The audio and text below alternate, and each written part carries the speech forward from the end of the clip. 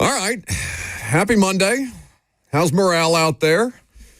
Here on 104.5 The Zone, we're happy to have you. 615-737-1045 is the number if you want to get involved. Facebook, YouTube, Twitter, and Twitch already active, it would seem there, based on the visit that Ran Carthon gave Ramon, Kayla, and Will, who was not here this morning, but Ramon and Kayla.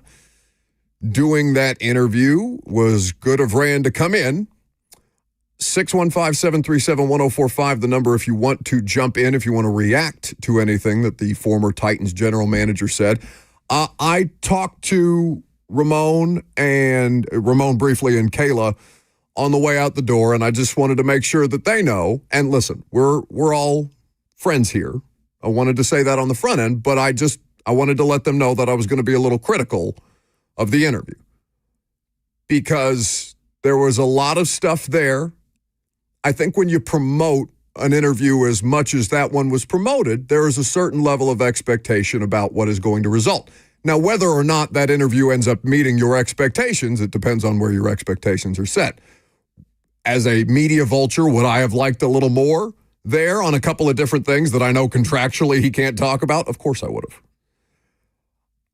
I think that, it's easy for me to secondhand interview because that was not my guest. And it's easy for me to come in here and nitpick how I would have done things versus how they did things. And I do think that there was some effort to ask questions, some questions there that Titans fans wanted answers to. But on the whole, I like Ran personally. If he's coming on the radio station, I would have liked for there to be more discussion about the football as opposed to the music and other things that were broached. Again, I've talked to Ramon and Kayla about this. I told them that I was going to have some critiques today. I, again, understand that there are certain things. All these people have NDAs. And I sure as hell. That's why I was kind of confused when we heard Friday that he was going to be doing this particular interview because other than to clear his name, which he did on the PK report with the sleeping on the plane and all these other things, I wasn't really sure what else that he was at will or capable of talking about in a public forum. The interview left me wanting. That's how I'll put it. Well, there was probably always a scenario in which that was going to be the case, I think. I think the things that people most wanted to hear were things that never were going to be said. Titans fans are upset right now, so they were ready to hear Ran Carthon go scorched earth, I think, and I don't think that ever was going to happen, NDA or no NDA, because I don't think that's who Ran Carthon is, to go scorched earth on a franchise that just let him go. I just don't think that's his personality. That's another part of this as well. Sure. The person is the person, and Ran Carthon is not that kind of person, right? He said as much in the interview. But again, if he can't speak on these things or is unwilling to speak on these things at this point in time, where there are legitimate questions to be answered about the state of the franchise that has just recently let him go, it's tough for me to justify the interview. Now, would we have said yes to a Ran Carthon interview? Of course we would have. But I don't like having to work around certain stipulations of what can and cannot be taught. We can't do an interview like that, I don't think, as a means of serving the audience. Because I don't care about the former general manager's taste in music and things like that. Again, there is a relationship element there that I also don't have because those two, it's not like we're on bad terms or anything like that. We got along fine. I had zero issues with him throughout the course of the 2 years that he was here. I was grateful for the time that he gave me and Cosell and the Titans fans that came to the install a week after the draft and all these other things. But it's, if we can't get to the things that the audience wants to know about most, then the interview itself is a struggle for me. Is that fair? You're always Sure. I appreciate you on a variety of different fronts, even though I don't tell you that. You'll tell me if you think I'm being needlessly critical. I don't think you're being needlessly critical. I take it all with a grain of salt because ultimately, like, I understand in principle the stance of, yeah, but you have to ask. But there's also a part of me that knows we are not going to hear the things that a lot of people want to hear, right? So creating a huge fuss about that, which was going to happen no matter what, I think there are questions that could have been posed that Ran would not have answered because he contractually, legally is not allowed to answer. Sure. And people would have gotten very upset about that no matter what. So I have a hard time. A lot of times I think we get stuck in, and look, I took journalism. I was a journalism major in college. I understand the principle of, yes, but you have to ask. But the human side of me also has always kind of had the stance of, okay, but if you 100% know you're not going to get an answer, then why ask? Because the point of the question is for the answer. Sure, but at that point, then why do the interview? You know? Well, look, I think Ran Carthon deserved a chance to speak about the stuff about napping on the plane, which he did. He spoke about Brian Callahan. He spoke about Will Levis. And I think it was always a situation where it wasn't going to be satisfactory to people who wanted to hear certain things that never were going to be said. So, again, two different styles of show, two different, ways of thinking about these things. Doesn't mean that there's any bad blood between the morning show and us. Or Lucas is scared that I'm going to lump him in with me more often than not. But no bad blood between the morning show and me. But I just wanted to let them know before I came in here and cracked a mic and said, well, I can't really do anything.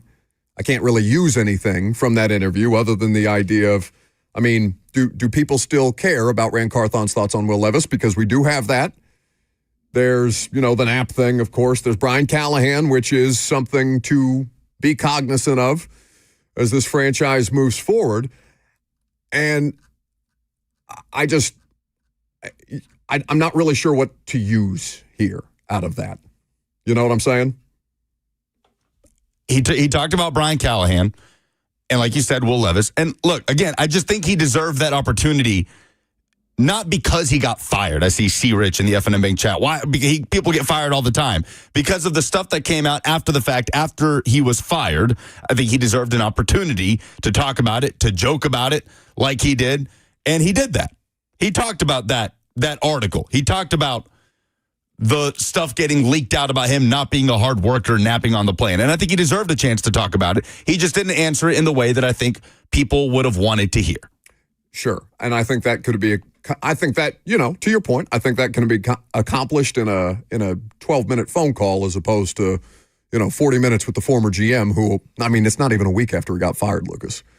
That's people don't do things like this for reasons. Because you can't say anything. Because of NDAs and things that exist out there contractually. So that's just kind of from my personal standpoint, you don't have to agree with me.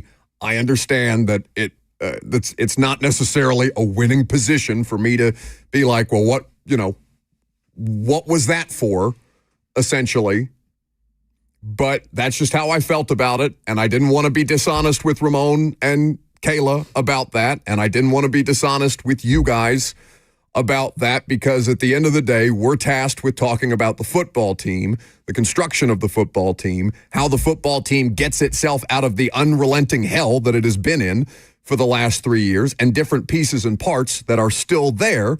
I know that, they tried to ask him about Jeffrey Simmons liking tweets saying that he was interested in, or kind of hinting at the idea of being traded to the Patriots now that Mike Vrabel's there, and all these other things. And there was a couple of different things that were tried to be asked. And again, it's incumbent upon Ran Carthon to move around the things that he cannot answer necessarily. But it's just, I was hoping for more. 615-737-1045 is the number. Again, you are more than welcome to disagree with me, and I will take your phone calls and your outrage if you are so outraged that I would dare offer that opinion. But that's how I feel. 615-737-1045. Your phone calls coming up next.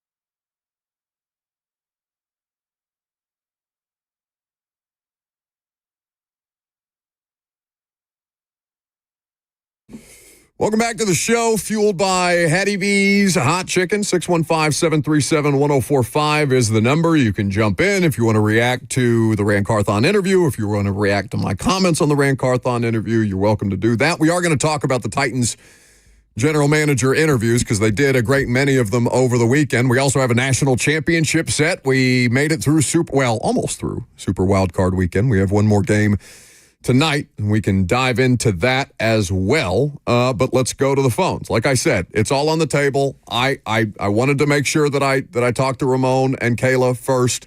They were very diplomatic about, my instinct to be critical of the hour that they just spent with Ran Carthon. You guys are welcome to disagree. There's no right or wrong opinion on this, but you're welcome to chime in. Let's go to John first. Hey, man, I just had a question. So if you got fired from the radio station and somebody wanted to interview you on it and you had the NDA, would you decline the interview? I'm just curious. Well, probably if they're if they're wanting to ask me about my time at the radio station and I have an NDA saying that you cannot talk about your time at the radio station, then yeah, I probably wouldn't do an interview. So, so he had an NDA about most of the things they asked, right? That's what I was getting at, as far as the interview I heard. But they were asking him about, the players that he drafted and what he thought about them. And they made some good points about, the players. Some of the players that he did draft are real good players. And maybe he should have got more time. And maybe Miss Adam Strunk, is kind of following her father's footsteps, doing what she done before, firing people way before time, like Mike Vrabel. Yeah, he went 2 years and didn't win. But, how you jump the gun, you fire your general manager that got you all these players with his coach and took you AFC championship game. And then 2 years after, that, you'd say, okay, I've lost confidence. Thanks for the call, John. That's 60 seconds. Here's the three things that I wanted if you're asking my position on it, what I wanted to hear about, even understanding that I probably wasn't going to get a straight answer on it because of contractual obligations or contractual agreements, non-disclosure agreements and things of the like. I want to know about the relationship with Mike Vrabel. Where'd it go wrong? Was it doomed from the start? Those kind of things, because now Mike has recreated what he wanted here in New England. They did ask him about Vrabel taking the job in New England. Yes, but I want to know about here.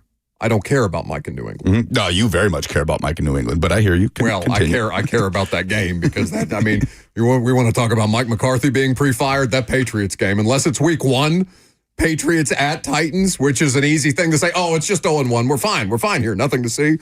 Brian Callahan, that Patriots date, if it's a couple of weeks into the season, that feels like one of the more pre-fired moments of the NFL regular season, if that goes not the Titans' way. We will get to your obsession with Mike Vrabel in due time. Okay, but I want to hear about the relationship. Was it doomed from the start? Because Mike, advised against him. I wanted to hear his thoughts on Mike advising against them hiring him as the general manager outright and preferring Cowden in that situation. I want to hear about the relationship between him and Chad Brinker, because obviously that has some nebulousness to it. People are jumping to conclusions about who did whom wrong on the way out the door. Again, things that he is probably not able to speak on at this point in time.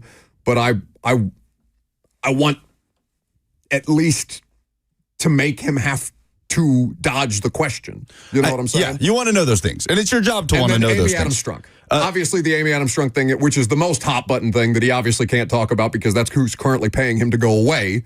That's the thing that has to be avoided the most there. But again, those three things I think you have to set out with first and foremost. That, and also Shedeur said, did he talk about the quarterbacks in the upcoming draft class? Did he talk about them at all? Oh, I don't know if I missed it. I don't know if they got into specifics on traits and stuff with Shedeur and Cam Ward. I did not hear that. Look, even if there was no NDA, I just don't see Ran Carthon as the type to get on here and start airing dirty laundry. I don't either. Right? But if you're gonna, but my point is, if you know that going in, then what are we doing, right? And I'll leave it at that. And we don't have to dwell on it because we can't. There's nothing that we can really get. What do you want to get into from the Ran Carthon interview? Is there anything there? Well, he talked about Brian Callahan. Based on the audio. Yeah. He talked about Brian Callahan and just his thoughts on working with Callahan and the takeaways from spending as much time with him as he did. Where do we want to go first? Do we want to go to what he said about Brian Callahan? Do we want to go to what he said about Will Levis and if there's a future for him at quarterback in the NFL? Let's start with Brian Callahan because he still has his job.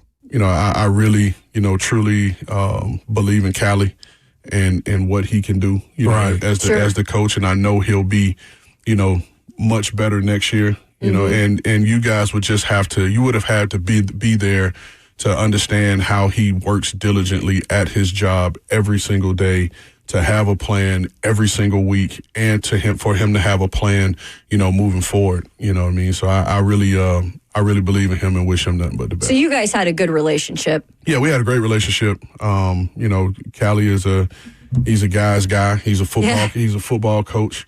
And I think people take, his demeanor, his outwardly demeanor is one thing. Yeah. But trust me, you don't want to get on that other side because I've seen it, and I think you guys have seen it. So that is Ran Carthon, former Titans general manager, speaking on current Titans head coach Brian Callahan. Okay. So, do you want to move on to what he said about Will Levis? Sure. We have to understand with Will. I think this may have been the fourth different offense he's had to learn in as many years. You know what I mean? And just him having another year in the system, is going to help him, understand what Callie wants in the system, understands, what it takes to play quarterback in the system. And then what Ran Carthon had to say about the report questioning his work ethic on the way out the door. Yeah, I mean, I've been called a lot of things, and that isn't one of them. You know what I mean? Right. But again, too, when it comes to stuff like that, and people who speak on you don't know you personally, like, you can shrug that off. You can shrug that off because, again, there are a lot of people that know me and know who I am, know my character, know what I'm made of, and so those people know, and that's all that matters to me. So, I mean, again, I'm not going to give credence to, again, someone who is, never sat down, had a personal conversation with me, or been in my home, or been invited to my home, or I've been invited to their home. So, there are a bunch of people that say things about me, even before I even had a chance to do the job, there were negative things said about me. And so if I gave that credence, then I'd lose my mind, especially, in this day and age. So none of that really means anything to me, to be honest with you. But I know who I am. The people I love, the people that I cherish, they know who I am. And so if they felt that way, then it would be different. It would be something for me to, take a look at. But other than that, I could give two. You know what? Yeah. Okay.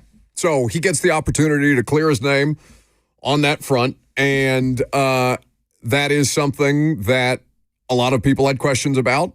You get to hear it from the man himself. The one thing, even if I, disagreed necessarily with the nature of the interview, I will say that Ran Carthon is a very classy individual in the way that he carried himself and comported himself.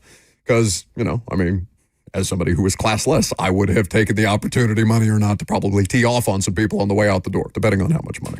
If you were contractually allowed to. If you were contractually allowed to, yes, those things. But that's in my nature. It doesn't appear to be in Ran Carthon's. Yeah, you also work in media, and that type of thing could help you land a new job in media. What, taking people out on the way out the door? Yes. Who do you know that's benefited from taking people out on the way out the door? That's a good question, actually. It's a good question, actually. But I imagine it would be benefits from burning bridges in this day and age. That's fair, but I imagine it would be more conducive in an entertainment industry than it would be in the football industry. So, yeah, I don't think that we should have expected that.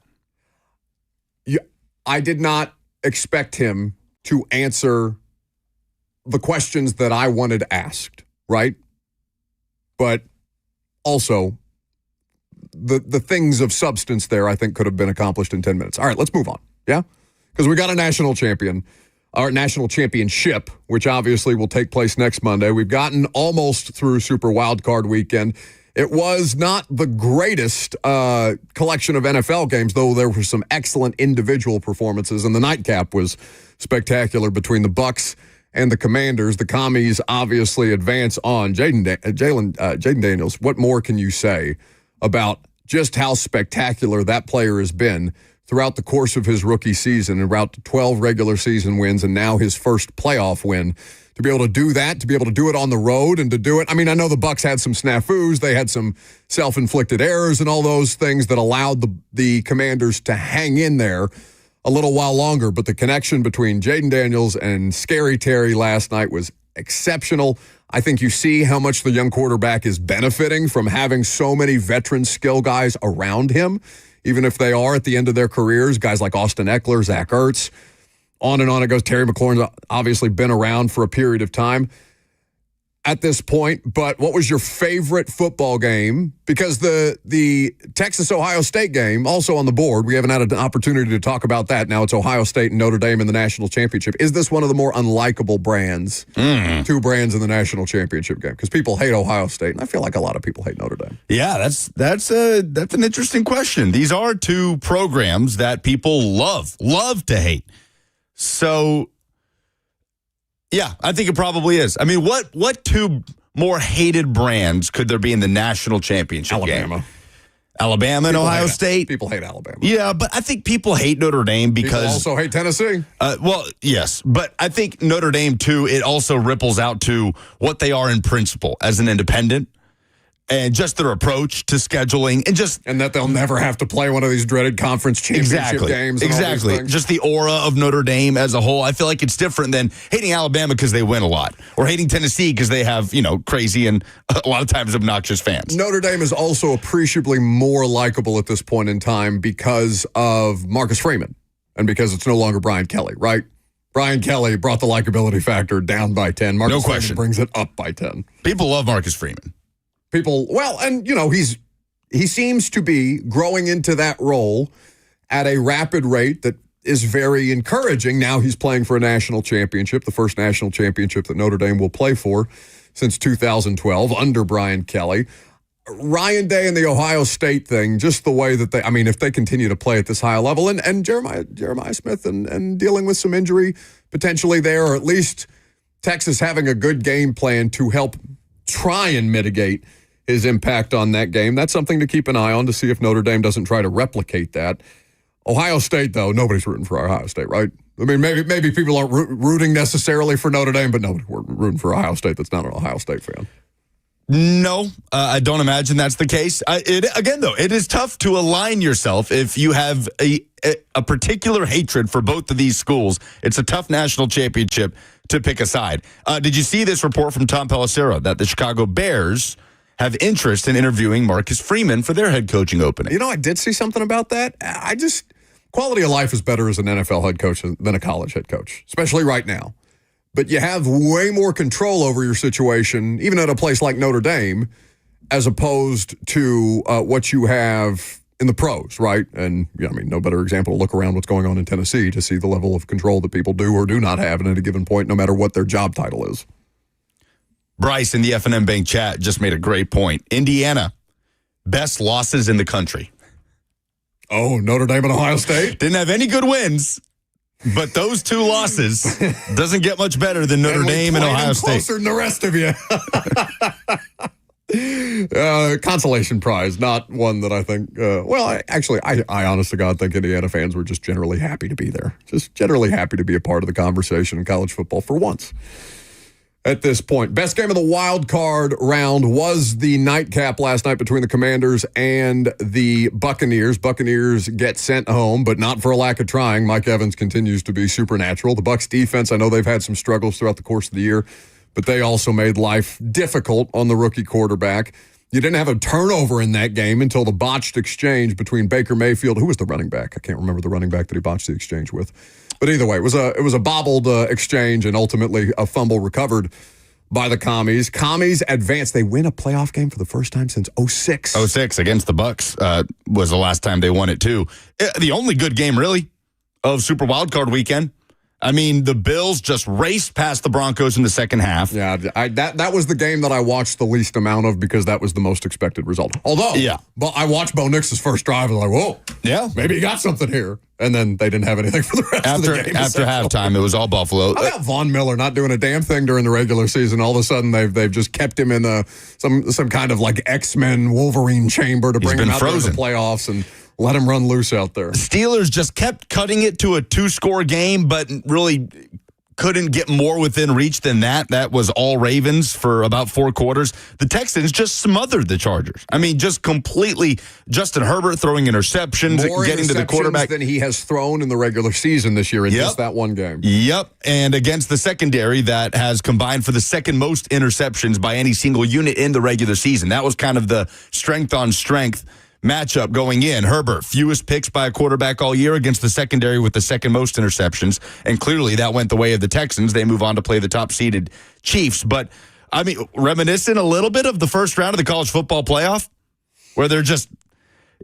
Yeah, Super Wild Card every game is was always kind of, usually it has a little more juice than that, I would say. But, like, Eagles and Packers really never got off the ground. I know the Packers made a bit of a push late, but by then it was pretty well out of hand for them. The Steelers made it a closer game by the box score than it actually ended up being. They were down 21-0 at the half in that game. We'll talk about a vintage Derrick Henry performance today, I'm certain. You still have the number 1 seeds out there looming with the Lions and the Chiefs. And Minnesota and the Rams will play in Arizona because of the wildfires tonight, so we'll await those. So it's not quite a full bow on Super Wildcard Weekend, but yeah, this is the thing. This is why I didn't understand Kirk Herbstreit's reaction to the first round of the college football playoff. This happens in every postseason. There are blowouts in every postseason. Yeah, it doesn't matter the level of sport or how many teams or how many fewer teams you have in the bracket. Like there's going to be lopsided results. So. My favorite game was probably last night, though Texas and Ohio State was not without its drama. Man, Steve Sarkisian. That play call is going to haunt him. Yeah, forever. Until he wins the national championship. That play call of having he has no choice but to win a national championship to wipe the stain of that play call off his resume. Yes, I think so. First and goal on the 1. And attempting one run up the middle, and then the toss that loses yardage. The next thing you know, it's 4th and goal, and it's quite a distance to go, and it's a sack fumble. Jack Archer, his former roommate, Quinn Ewers, sack fumble, scoops it up, scores, and that's as heartbreaking a loss to kind of digest if you're a Texas fan. Being on the cusp that way. And yeah, I think that's fair. I don't think Steve Sarkisian truly can wipe away the memory of that play call until he wins the national title for Texas. And it's not like that's even in overtime, you score, you win. That's just to tie the game at the end and maybe force OT. Hell, Ohio State would have gotten the ball with, 2 minutes left and a chance to find a game winner anyway. But that play call will haunt Steve Sarkisian if he brings Texas a national championship. So Ohio State advances. That game we'll get you ready for because we're on the air on MLK Day, so we will get you ready for the national championship, of course. Then I wonder what the rooting interest, it's probably just Vols fans against Ohio State, right? Notre Dame not necessarily an easy to root for brand for any fan base around the country, but I assume that Vols fans just want to. I would ask the two in the room or the one in the room with me and the one in the other room running the show. Back here, are you rooting against Ohio State no matter who the opponent is? Is that the Notre Dame fight song? It is.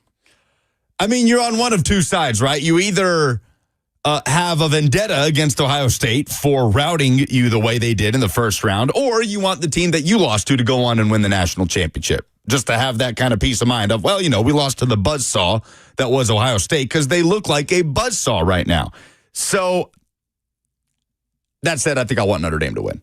Yep, I want them to feel the pain I felt. Even if it means me grifting off of, maybe that won't bother you at all, but even if it means me coming in here and acting like a diehard Notre Dame fan. I can just cut your mic off. Yeah, that's also just incredibly easy to dismiss because you're not a diehard Notre Dame fan. Every time I see that High Tide commercial, I laugh. High Tide. What is one of the only good jokes you've made in 4 years of the radio show. What do Notre Dame fans say? Just go Irish? Go Irish. There's no other catchphrase or anything like that? Okay. No, just gibberish. I'm sure there's, the third sorrowful mystery of the rosary that they would say as a means of getting the crowd hype or something like that. I say that as a Catholic. Don't come after me. Marcus Freeman, also incredibly likable head coach. I want to see Marcus Freeman win a national championship. I think he's handled all the different, because they, not that I just think that he's handled a lot of the things that he's been asked very well. Because a lot of people, the race stuff is easy to make a lightning rod if you want to make it a lightning rod. And Marcus Freeman has kind of handled that in stride, right? He's been very, very diplomatic. He hasn't been polarizing one way or the other on that. I think people appreciate that he's just trying to make it about the football and not the ancillary stuff. Though those storylines and narratives do have their place, but I think some people would debate the merits in certain situations. And also, he's done a phenomenal job coaching. Like, he has gotten James Franklin and Kirby Smart and then, the Cignetti. I mean, Cignetti is, they were outmatched at that point in time. I think he's done a good job both on the field and off the field of managing all this. It doesn't seem like it's the first time that he's been here, right? And I think that's a likable quality. Calm, cool, and collected.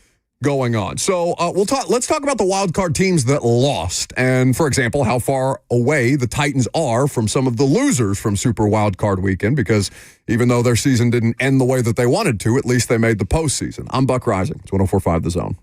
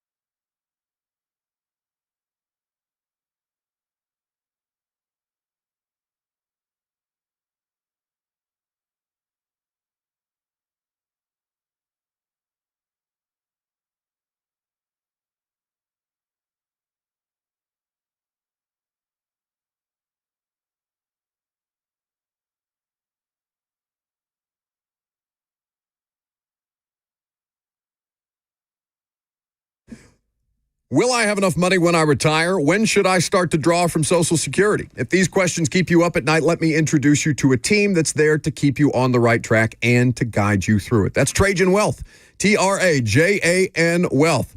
Trajan Wealth is not just any financial firm. They are your partners in securing your financial future, and they're more than just a fiduciary firm. They're a family-owned, veteran-led team that puts your needs first. Let their decades of experience specializing in retirement planning and wealth management work for you. Trajan Wealth offers free consultations to help you develop your plan and your peace of mind. So call them today at 615-270-5000. That's 615-270-5000, or visit them online at TrajanWealth.com. Advisory services offered through Trajan Wealth, LLC, an SEC-registered investment advisor. This is a paid advertisement.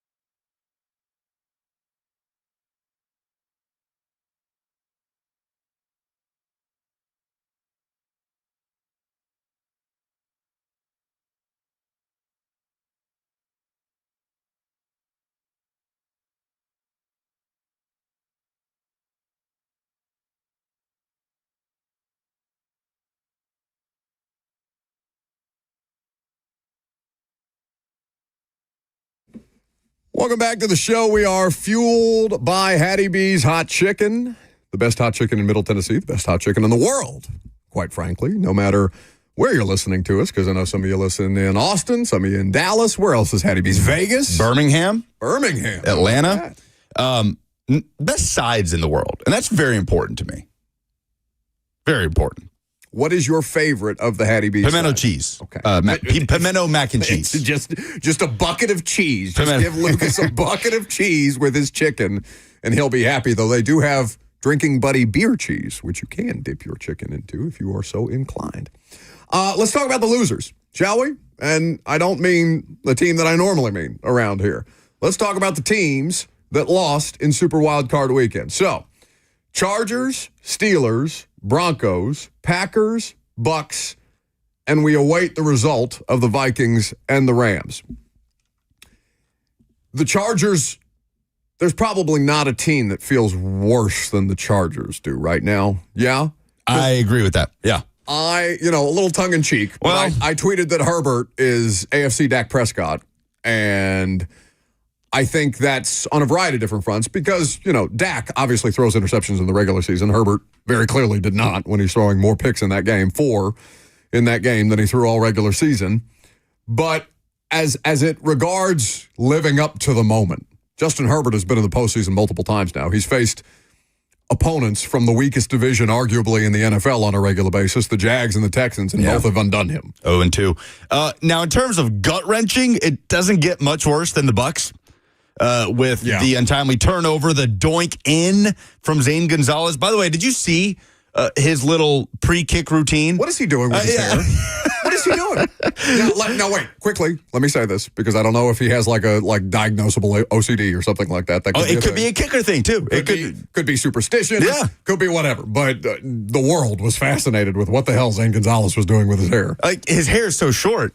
His hair wasn't moving. That's what made the least amount of sense. What are you doing there, bud? It looked the same maybe it's just like when people get to the free throw line and they got their own routine, or how many times the ball's going to spin before you take the shot or whatever. Yeah, I don't know. But people might have missed it. He starts to put on his helmet, then takes it off, kind of fixes his hair. Starts to put on his helmet, takes it off. He does this maybe 5 times as he's walking out onto the field during that timeout before putting his helmet on, doinking in the kick. So to lose that way to a rookie quarterback at home, especially after the career year Baker Mayfield had, winning the division, that's a tough pill to swallow. But from a legacy standpoint, you're right. The Chargers lost. Justin Herbert, they couldn't do anything, apart from that incredible 90-yard touchdown to Ladd McConkey, backed up 3rd and forever in their own territory. 4 sacks. Danico Autry continues to be ageless, had a sack and blocked the extra point that was returned for 2. He continues to build a career around sacking the quarterback and blocking kicks. But from a legacy standpoint, you're right. Justin Herbert and the Chargers, to put up 12 points like that against a Texans team that did not play well down the stretch. Their only win was against the Titans in a game where they benched their starters after pretty much the first series. The Texans turning it on. What's more surprising, that the Chargers cratered or the Texans dug themselves out? Because it did not look like the Texans were going to be worth a damn for the first half of that game. Yeah. I think I'm more surprised, honestly, that the Texans dug themselves out because the Chargers are the better football team. Texans defense, though, by the way, all the credit in the world to the Texans defense. They were excellent. Friend of the show, Kamari Lassiter, big game. A friend of the show. He joined us at SEC Media Days once. Just because Ben Jones was sitting with us. That's and right. He wanted to sit with his fellow Georgia Bulldog. We used Ben as guest bait to get Kamari Lassiter on the show when he was making the rounds for the Georgia contingent at SEC Media Days that Lucas was very upset with me because I was petulant the entire time we were there. But outgained the Chargers 429 to 261. Bobby Slowick, their offensive coordinator, got a lot of criticism because he would not move away from Joe Mixon in the first half. And then they came out in the second half and continued to run the football with some level of success. And you saw those dividends start to pay off. It's more, the Texans won the game. I'm not trying to take the win away from the Texans, but the Chargers just as equally lost that game as the Texans did go on to win it. The second team that's got the worst feeling around this is the Steelers. You're playing your division rival. There's a lot of juice. Kirk Herbstreit, very critical of the Steelers throughout the course of that game until they started to show even an ounce of life. And listen, Russ had a couple of big plays down the stretch to give them a pulse. They did not have that pulse in the first half, and they could do nothing to stop Derrick Henry and Lamar Jackson. Absolutely nothing. Lamar, with all manner of carries, they certainly weren't going to go into the cold, dark night not giving Lamar Jackson or not letting the Ravens' run game get going. And obviously that's why you go about acquiring Derrick Henry in part so you can take some pressure off Lamar Jackson. So teams then have to account for Derrick Henry as much as they do have to account. Well, almost as much as they have to account for Lamar Jackson. And I mean, I don't want to steal anything from your headlines segment, but just a vintage Derrick Henry performance. Yep. I know Titans fans hate it. I want the Ravens to win the Super Bowl because I want to see Derrick win.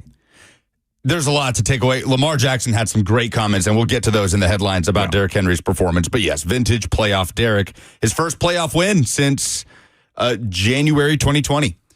So the Ravens move on. They're going to go to Kansas City. By the way, to circle back to the Zane Gonzalez thing, he does have OCD. I see. I wanted to make sure before we came down on the kicker's head for being like, what the hell are you doing just to doink it in? This is an article on ESPN from 2017. Philip Pierce, a licensed clinical psychologist who specializes in OCD, affirmed the condition can be managed, though people affected have to continuously battle their own thought process.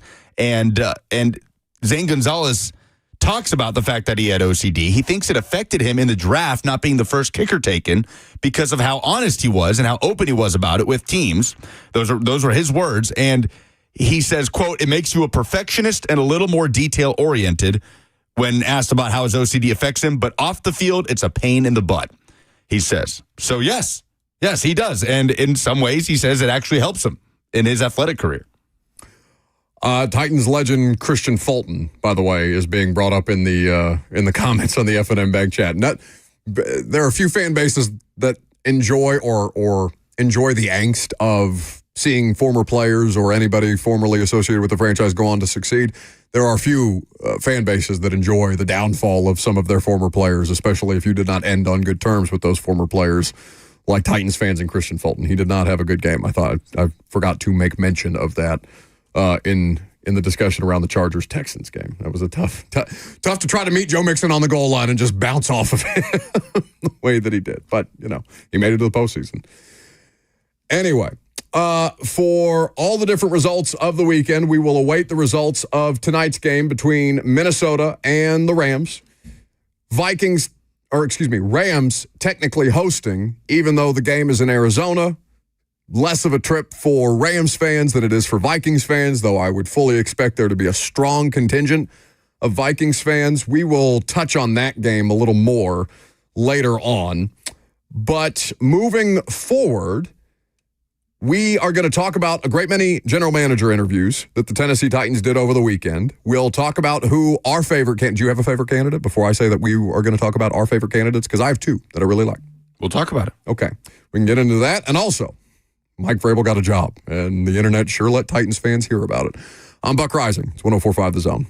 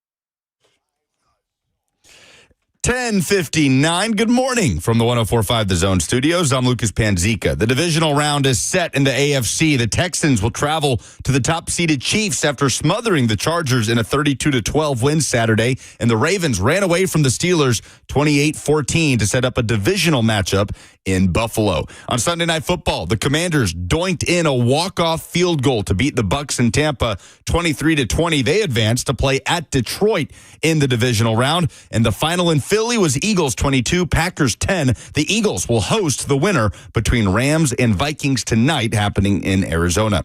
In NFL news, the Patriots have hired Mike Vrabel as their next head coach. It is Vrabel's second head coaching job after leading the Titans for 6 years. His introductory press conference will be today, coming up in just a few minutes. For all your foundation repairs and waterproofing needs, visit USSTN.com. Breaking news at once on your home for the Titans and Vols. This is 104.5 The Zone.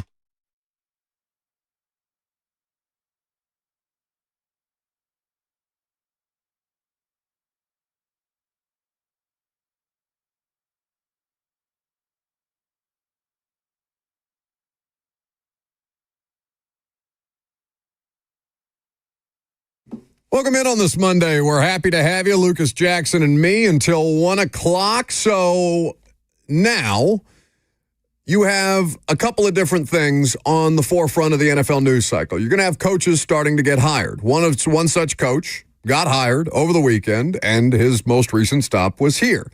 Mike Vrabel is now the head coach of the New England Patriots. He's giving a press conference, actually, right now, as a matter of fact. And Mike Giardi of the Boston Sports Journal will join us to talk about maybe there will be more insight on how things ended in Tennessee from the Vrabel press conference than there was from the Carthon interview today. So we'll see if we can't glean anything of consequence from Giardi when he joins us at some point in our noon hour today. But there is one obvious pro for Titans fans of Mike Vrabel getting a job. He's no longer on your books. He signed an extension in 2022, then was fired. I guess that was January of 24. So he was fired a calendar year, essentially, after he got the extension. Have we decided that the extension by Amy Adams Strunk is how you know you're getting fired? J-Rob, Vrabel, Ran, all extended. You have no thoughts? No. So, I don't know. Is that? I mean, I think that's more common than we think. It is. It has become a bit of a trend. It here. has become a trend here, specifically. But we see it all the time, right? I mean, how much pressure is Brent Venables going to go into? How much pressure will he be under in 2025 at Oklahoma to make it work? Significant, I would imagine. Yeah. Or I would imagine. He got an extension last offseason where everybody looked around like, what? Yeah, but college is different, Why? right? College is for the sake of recruiting and for transfer portal, for all these different things that you have to hold in place. NFL is not necessarily that. I mean, you know, the optics of having a coach walk into an expiring deal is one thing. Like the Cowboys, for example. Is Mike McCarthy a lame duck head coach? Well, right now we're trying to figure out where Mike McCarthy is going to coach because he didn't get fired, but his contract did expire. Some news on that we'll talk about coming up next. You've got him in the headlines. I sure do. The cons for Titans fans, let's keep it local, on Mike Vrabel getting a job. Well, actually, you know, I think I'm going to pivot one of my cons to a pro. The Patriots play in Nashville in 2025. We will not know when the date of that game is until schedule release, May? It's always in May. So we'll wait until May to figure out when that game is going to go down.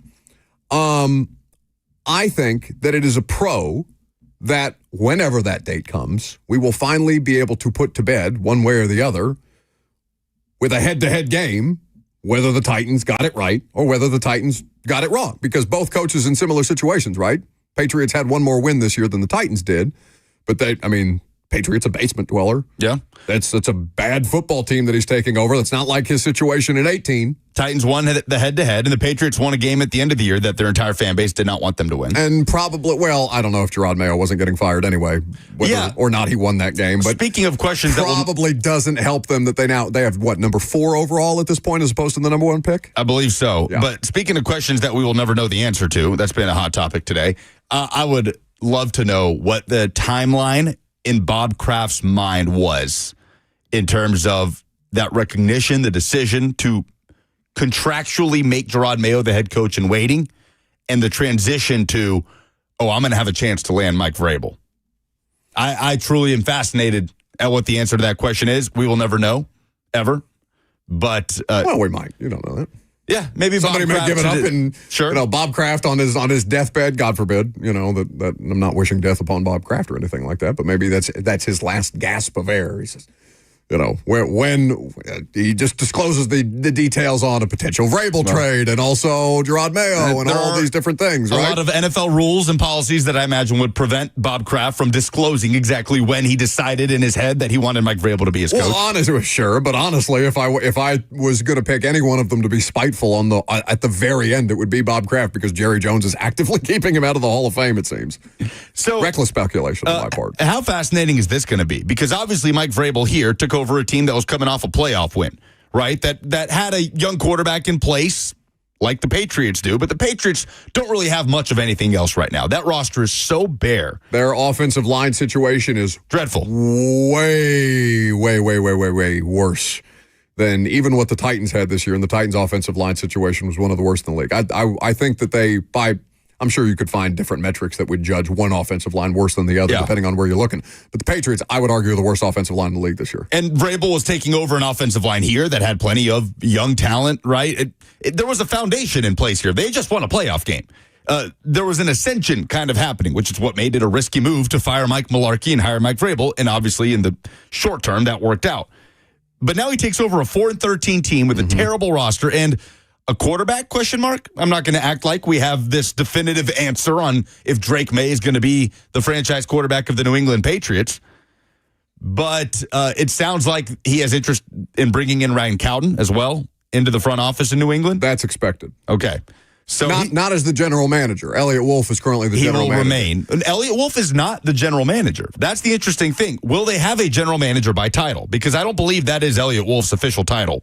Double check that. With the New England Patriots. Did you see what Teddy Bruschi said on Countdown yesterday, the pregame show? He said he thinks that Mike is going to come in there and shake up a couple of people that aren't doing their jobs correctly in the front office structure, which is, essentially what he was trying to do here, but they didn't want to. And I think for obvious reasons, they didn't want him to here. And that was a part of the reason that the relationship soured. And I think Mike didn't help things when I think I downplayed the Patriots Hall of Fame comments at the time. I think I did. But, the more and more that you hear them, especially now that they're part of the Mike Vrabel's coming back to the Patriots highlight reel that they put out, kind of feels more like a shot a year after the fact. I digested it at the time as a praise for a franchise that had won 6 Super Bowls in very recent memory. Yeah. I think I still view it as that's how that. I viewed it. But he was still the head coach of the Titans at the time, right? Like, I don't know. I get why in hindsight it's easy to draw that conclusion, but I don't know. Elliot Wolf is the executive vice president of player personnel of the New England Patriots. He is in a general manager role, but again, this brings us back to the Chad Brinker thing. Oh, why don't you want to be the GM? Different franchises have this set up in different ways. There's nothing about Elliot Wolf's description on the Patriots website. I'm looking at the press release now of them naming him executive vice president of player personnel. They say in that role, Wolf's responsibilities will include the overall direction of the personnel department, the management of the salary cap, and in control of the 53-man roster. In control of the 53-man roster. The same thing we saw said about Chad Brinker as president of football operations. In this case, it's Elliot Wolf, vice president, executive vice president of player personnel. All that to say, stands to reason Mike Vrabel is going to have massive influence on the Patriots roster, right? We can say that. Oh, they just gave him the show. Right. Essentially. So this is going to be fascinating because he has a lot of work to do. They have a lot of building out to do. We have never seen Mike Vrabel build a roster. Never. We've seen him have more influence on the roster than he did previously when he was here. Things didn't exactly get marginally better. They continue to lose games. So I'm fascinated to see how this works out. And will the New England Patriots have an official general manager on their staff directory? I want it settled once and for all. On the field, when the Patriots come to Tennessee to play the Titans, who wins? We can agree that feels like, would that not fall in line? I'm jumping to conclusions here, but would that not fall in line with the track record of what I would describe as erratic behavior from this organization as far as their firing practices go? To circle that date on the calendar is that's Brian Callahan's Super Bowl this year, yeah? It's got to be. They're not going to the playoffs in 2025. We can agree? Likely not, right? It's hard to go from 3-14 to the playoffs. So if you got a game that you got to win, obviously do better than 3 wins is what you are tasked with doing.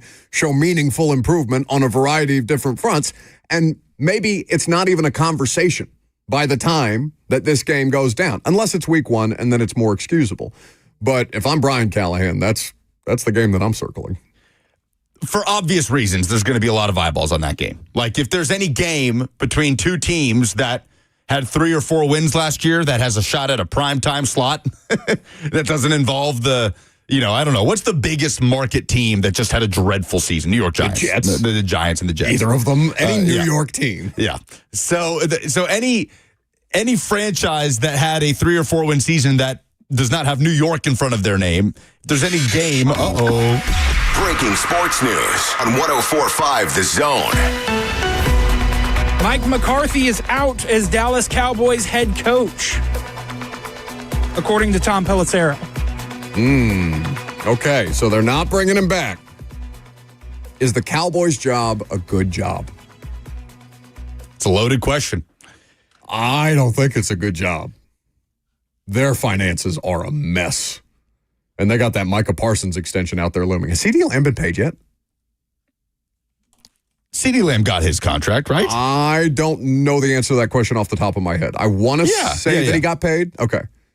Yeah, he did. But they still have Micah's contract. Yeah, he's getting $34 million on an annual basis, locked in through 2028. And Dak's contract is a bit of a whale at this point, whether or not Cowboys fans are interested in that. So, I mean, listen, it's the Dallas Cowboys. Somebody can take that job. It's like, they're even the bad jobs in the NFL will have interest.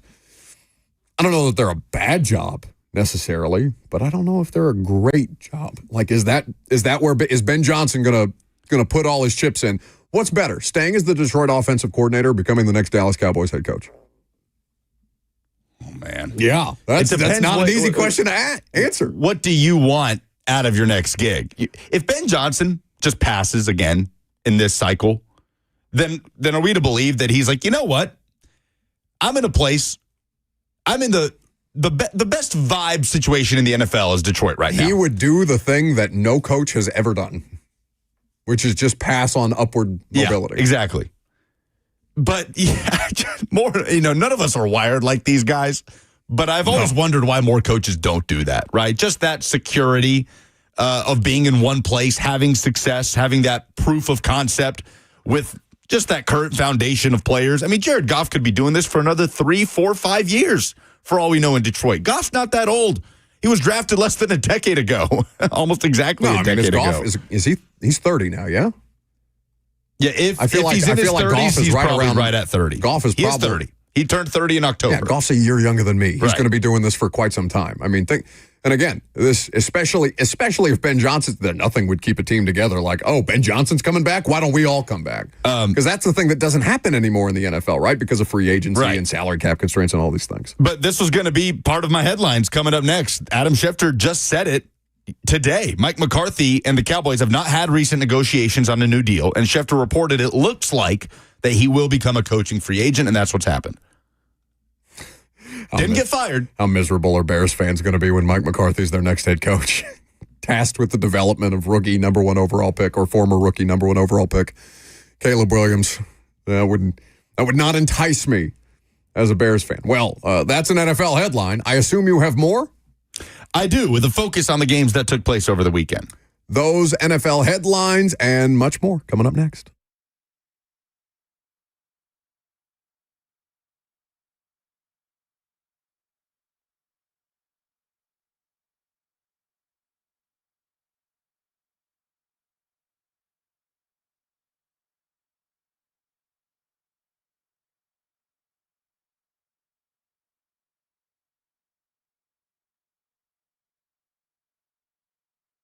Lots of men assume that if the pills don't work for ED, they have no other options than irreversible surgery to get treatment. The sad reality is that if you go to a doctor to treat ED, those may be the only protocols they have available for you. Men, do not go to such extremes. before you have talked to the experts at the Tennessee Men's Clinic. They specialize in men's sexual health issues. It's all they do, and it makes them the experts in the field. They have access to multiple protocols and options to treat your ED based on your specific needs and what's going on in your body. So don't trust your health to an online pharmacy, and don't feel like you're out of options. We want you to understand all the available options for you when it comes to ED treatment. The Tennessee Men's Clinic protocols are patient-centered and customized to your needs. They have treatments for everything, from low T to ED, treatments that increase size and stamina, and everything else in between. The bottom line is no one has more expertise and experience in successfully treating men's sexual health issues than the Tennessee Men's Clinic, and they are passionate about what they do. So schedule an appointment online today at TennesseeMen'sClinic.com for their Franklin or Midtown location, or call them 615-208-9090.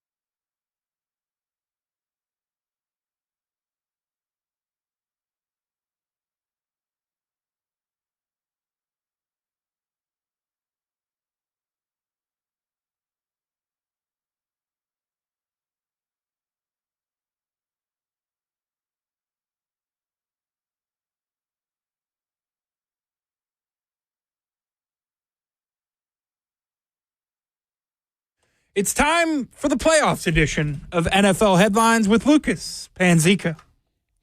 So there's one thing from each of these games in Super Wildcard Weekend with Rams-Vikings still to come tonight that we're going to talk about. But we left the last segment with the breaking news that Mike McCarthy will not return to Dallas, according to Adam Schefter. He is expected to become a free agent, and he is expected to be a candidate in Chicago and New Orleans. Saints and Bears, those are the first two teams being brought up about Mike McCarthy. I would defer to Saints and Bears fans. How does that make you feel? Have you called your buddy Jag? The one Saints fan in my life, the miserable Saints fan, has already messaged me about it. What is the reaction? We will allow him on our platform to speak for the entirety of a very, very proud and long-standing fan base. My good friend Joseph F. Green III. Oh, don't give his government name. What's wrong with you? Saying, and I quote, "Can't wait for the Saints to go after another failed head coach. I hate my life." Nope. Well, at the very least, he says he'd be a major upgrade to Dennis Allen, which I mean, lowest bar that exists, but I'll take it, I guess.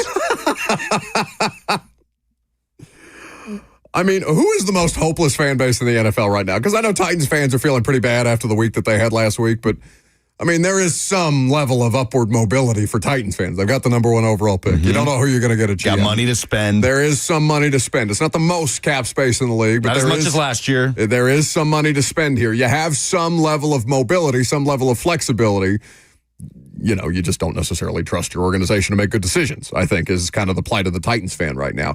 Not only do you not have money in New Orleans, not only are you tied to a great many contracts that are in bad place, not only is the general manager of the Saints in line to, if I'm not mistaken, inherit the franchise should the ownership pass away. In a way, yeah. Which is one of the most back-asswards things I've ever heard in my life.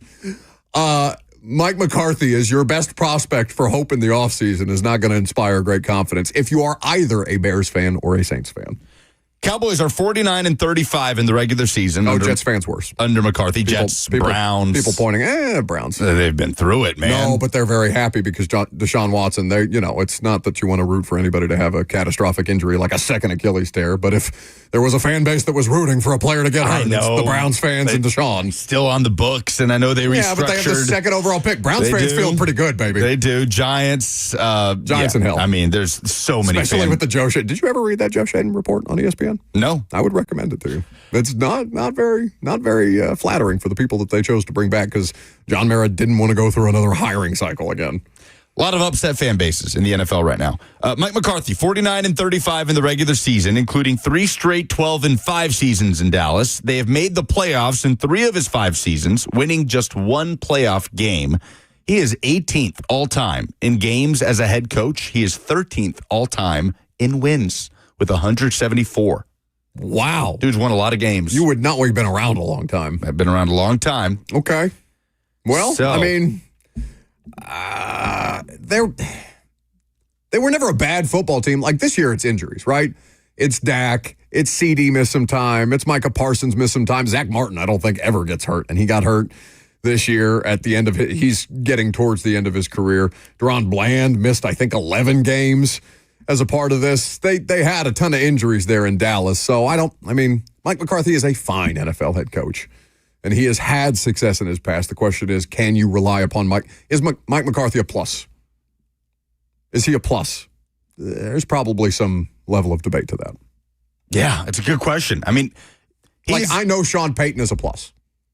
I don't know that about Mike McCarthy. Yes, and remember, we had discussions about Sean Payton and Mike McCarthy last year. We were putting their resumes next to each other. Well, one had Rodgers, the other had Breeze. Almost identical. Yeah. Almost identical, their resumes in terms of wins and the quarterback, each of them having a Hall of Famer, like you said, the 1 Super Bowl. But yeah, Sean Payton, what he's doing this year with Bo Nix, yeah, absolutely. I think it probably pushes him past McCarthy in that regard. But the Cowboys' job being open just definitely adds a level of intrigue to this coaching cycle. 615-737-1045, the number if you want to join the discussion. The latest news as we work our way through some NFL headlines coming off of Super Wildcard Weekend, one more game to go, is that Mike McCarthy will not be retained. He's not been fired, but he's not being retained at the end of his contract by the Dallas Cowboys. Corey is next. Hey, Buck. Hey, Lucas. Hope y'all are having a good day. I just wanted to touch on this Mike McCarthy not being retained news. It honestly, Cowboys fans might be happy about this, but he is not a terrible coach. You just said that the dude went 40, 45, and 30-something. That's like a 576 winning percentage. 49 and 35. 49 and 35. That's a 576 winning percentage. I'm not sure what his winning percentage was in Green Bay, but he also had a Super Bowl under his resume in Green Bay. I feel like Bears fans and Saints fans would be scrapping at the bit to have a coach that just came off of, a 5-6 year tenure in Dallas the way he did. The issue in Dallas, obviously, is Jerry Jones and the ownership. Yeah, Jerry, though, Jerry has his problems, right? Every ownership group has problems. But Jerry at least gives you patience, which is not something I can say about, like, for example, here. Mike McCarthy had time, right? Nobody questions the level of time that Mike McCarthy got. They question the personnel decisions that Jerry made in the offseason. Yeah. While saying lack all thereof. In. Right. Yeah. We're bringing back Zeke Elliott. All right, let's ride. We're all in. They stood pat, right? Like the Colts did. The teams that just kind of stood pat in the offseason. Chris Ballard went at his end-of-season press conference and said he regretted taking that strategy that he did and still has a job today, which is wild. Yep. A couple more here before we get to these actual games that took place over the weekend. The Patriots are expected to request an interview with Giants defensive coordinator Shane Bowen. Obviously, Vrabel's defensive coordinator here, especially towards the end, getting promoted from that outside linebackers coach role. The Giants, according to Film Talk Football, Mike Garafolo has been on this as well. Giants are not expected to deny the request, unlike what they have stated about Mike Kafka, the offensive coordinator. They have denied requests to interview him. They are not going to deny, reportedly, a request to speak with Shane Bowen. So Vrabel maybe try to get the band back together in New England. Yeah, listen, every coach that's ever been in existence brings back prior relationships in some form or fashion. If you're Vrabel, for example, the ones that you cannot afford to bring back are whom? Todd Downing. Yeah. No-fly zone. Probably not Keith Carter. He does not have a good reputation among players. And listen, there are plenty of coaches who don't have a good reputation among players. Bill Belichick is a coach that doesn't have a great reputation as far as the treatment of people among players. But Keith Carter is also not Bill Belichick, right? Who else? Who else fits that mold? A lot of his staff hires drew the ire of fans here for especially the back half of his tenure. I'll be very curious to see the Boston version of that in terms of fan reaction. As soon as they lose a game, they're going to be on his neck. Right. They're going to be on his neck. Bowen's fine. Like, the Giants' defense was not an issue this year until Dexter Lawrence got hurt. And then they were not good. When they had the best player, the scheme was built around the best player.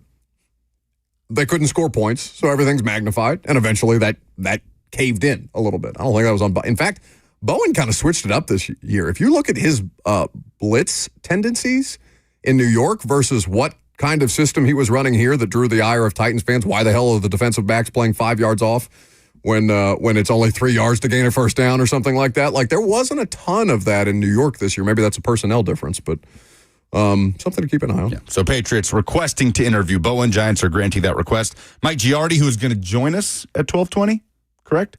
Giardi is going to join us at some point in the noon hour. Okay, of the Boston Sports Journal. He asked Vrabel about who has roster control in New England, and Vrabel spoke of a, quote, shared organizational vision, and those decisions will, quote, sort themselves out.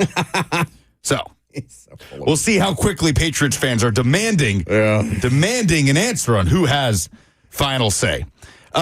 Last thing before we get to these playoff games, the Titans are interviewing Packers VP of Player Personnel John Eric Sullivan for their GM spot today. It is the final of 10 virtual interviews that they've done. This is per Albert Breer. After this one, he says the brass will huddle, pick finalists, and have them in for second interviews later this week. So when we did the show on Friday, Reggie McKenzie was the person that was thought to be,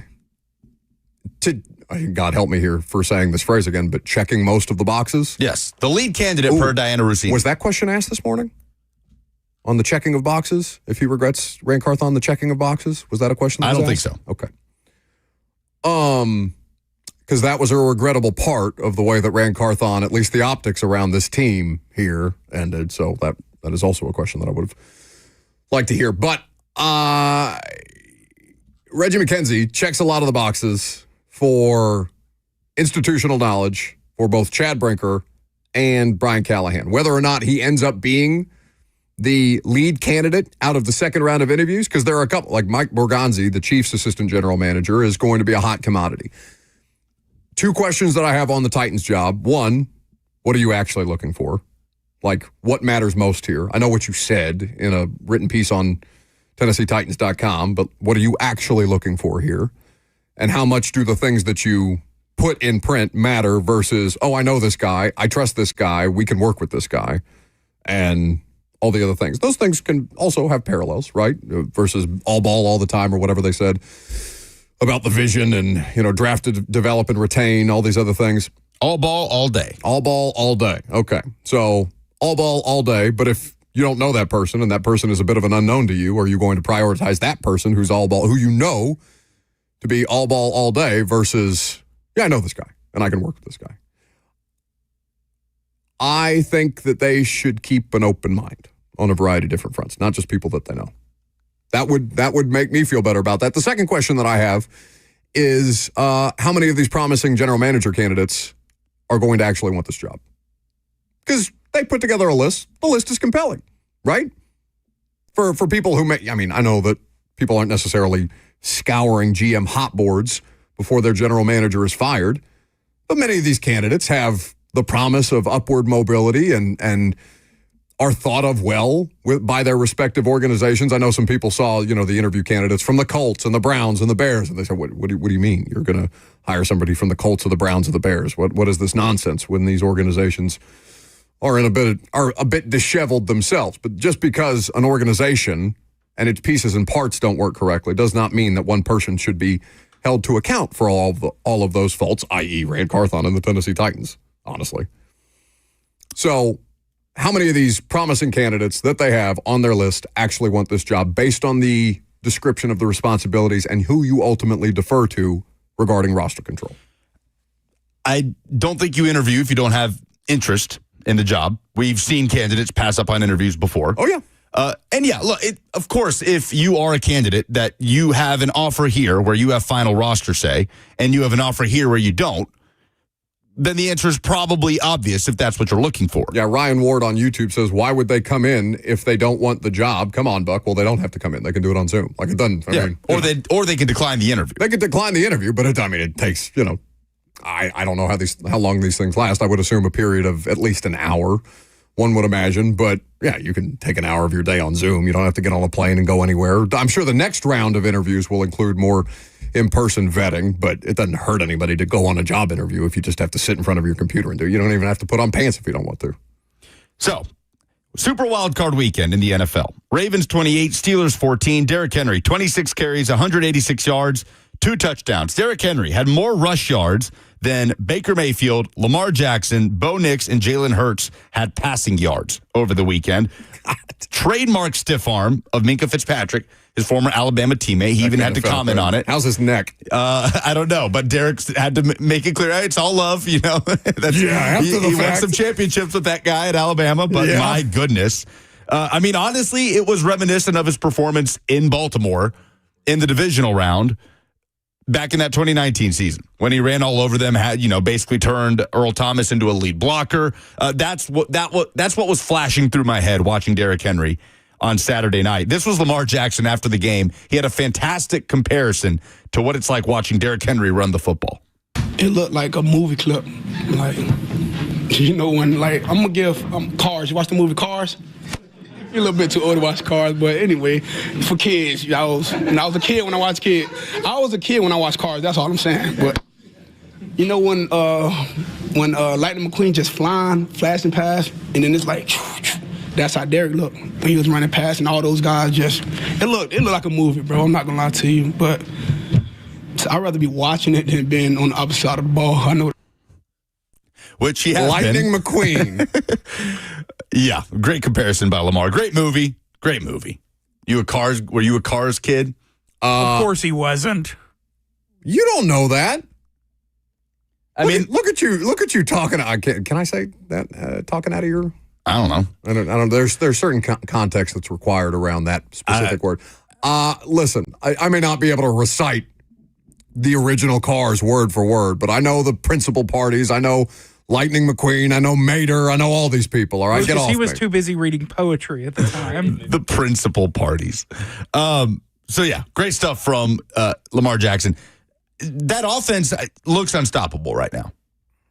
It looks unstoppable. They did that with Zay Flowers, who will hopefully factor into that Buffalo game because I want us to get the best version of both of those teams in the divisional round in Buffalo. That's the matchup. Game. Yeah. That's the game, right? Bills and Ravens. Going to Buffalo is not an easy task for anybody. And, that's kind of the head-to-head. Obviously, the MVP is a regular season award, so people will judge, postseason results and be like, look, whoever wins that game should be the MVP, when that has no bearing on the MVP voting. The MVP voting is already done. James Cook is not somebody that I would sleep on as far as his effectiveness, and they're not the best rushing attack, but who has the better offensive line, the Ravens or the Bills? It's the Bills. Bills. Who has the better rushing attack? It's the Ravens. Who has the better quarterback? So there's been so much discussion on this. By the way, Bills 31, Broncos 7. It was 10-7 at half, but the Bills outscored the Broncos 21-0 in the second half. Josh Allen was great, and now you have the battle of MVP candidates, and they're putting up the numbers. Every time there's the discussion of Lamar Jackson and Josh Allen, the prevailing conversation, they're talking about it on CBS, Jim Nantz and Tony Romo. Oh, how do you pick? Oh, my goodness, Sophie's choice. One is better in every category. One is second best in literally every category. So I have a really hard time making the case for Josh Allen to be MVP over Lamar Jackson. Maybe in any other year, and I get the importance he has to that team where I didn't think much of their array of weapons. They did. You thought they weren't going to make the playoffs. I thought he was going to take a step back this year. You thought they were dead. Yeah. You buried them and left them behind. And we both got skeletons, all right, Mr. Jets in the Super Bowl. That's fine. But one was for fun. You were serious. They did acquire an all-pro receiver midseason in Amari Cooper.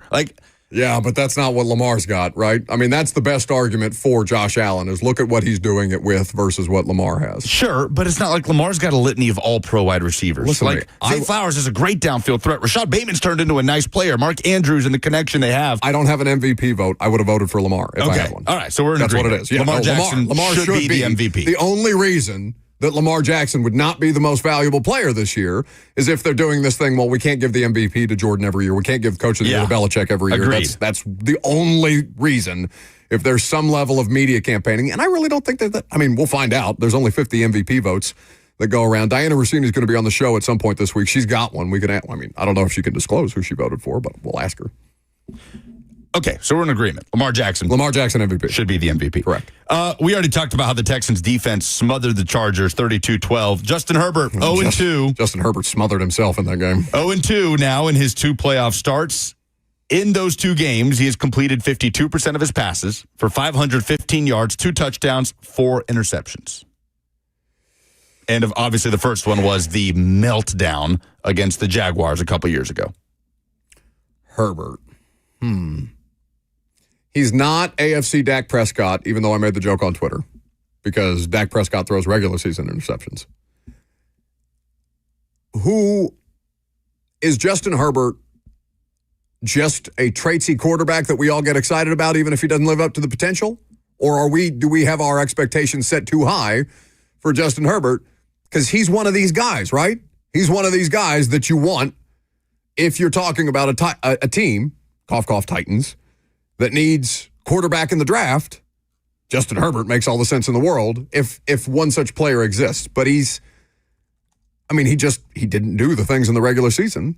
He didn't do the things in that playoff game that he did all regular season, which is stay efficient, stay effective, didn't force, and didn't capitalize when they had opportunities. I thought it was going to be a blowout in favor of the Chargers early on. The Texans kept turning the ball over. They had more advantageous field position at any point than did the Chargers. Than did the Texans. I just think that he leaves a lot to be desired. How old is he? He's on a second contract, right? He's at least 25, he's 26. Yeah. He is 26. Will be 27 in a couple months. I mean, if you made me pick one choking dog from the weekend, it's the Chargers. Right?